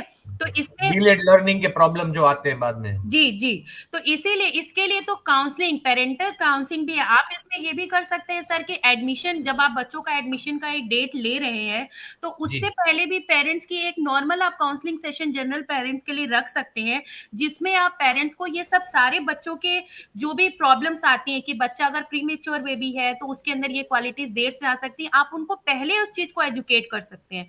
क्योंकि मैंने बताया ना, पेरेंट्स जो होते हैं वो कई तरीके के होते हैं, ठीक है। कुछ पेरेंट्स जो होते हैं वो अवेयर होते हैं, या आजकल नेट पे भी काफी चीजें होती है जिससे उनको नॉलेज मिल जाती है, जबकि कुछ को ये चीजें नहीं पता होती हैं। तो आप जैसे आपने बोला ना कि वो एडमिशन के टाइम पे, तो आप एडमिशन लेने से पहले भी पेरेंट्स के लिए एक काउंसलिंग सेशन, आजकल कई स्कूलों में ये चीज अवेलेबल होते हैं कि एडमिशन से पहले ही काउंसलिंग सेशन रखे जाते हैं, जिसमें हम पहले से पेरेंट्स को एजुकेट कर देते हैं कि हर बच्चा जो होता है वो यूनिक चाइल्ड होता है, हर बच्चे की अपनी क्वालिटी या सीखने की, ग्रास्पिंग करने की जो क्वालिटीज होती हैं वो अलग अलग होती हैं। इसलिए पेरेंट्स को कभी भी दूसरे बच्चे को देखकर अपने बच्चे या एक बच्चे को दूसरे बच्चे से कंपेयर नहीं करना चाहिए। तो बेसिकली ये जो प्रॉब्लम आपके साथ आ रही है ये पेरेंट्स के एजुकेशन के कारण आ रही है, और इसके लिए यही है कि आपको पेरेंट को एजुकेट करना पड़ेगा। वो किस लेवल पे एजुकेट करना है, ये आप चाहे एडमिशन से पहले कर लीजिए, एडमिशन के बाद कर लीजिए, at a time of admission कर लीजिए, वो उस चीज पे डिपेंड करता है। Thank you ma'am. So I think any other query of the learner? Hello. Garima, you Yes, have sir. raised the hand. Vardhan, Sir, I have a query. yes.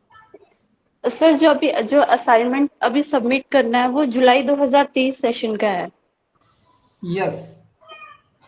तो अगर इनकेस अगर हम उसको डेट मतलब उसको सब नहीं सबमिट कर पाए, I think 31 March last date है सबमिशन की, Right. तो सर क्या हम फिर दूसरा जो जनवरी सेशन का असाइनमेंट है वो सबमिट कर सकते हैं ना? Yes. You have to submit the next assignment of next cycle, that is January 2024, and you have to submit the assignment in the month of September for term examination December 2024. As तो sir IGNOU उसके लिए कोई conducts, fine या फिर री registration की जरूरत नहीं है ना?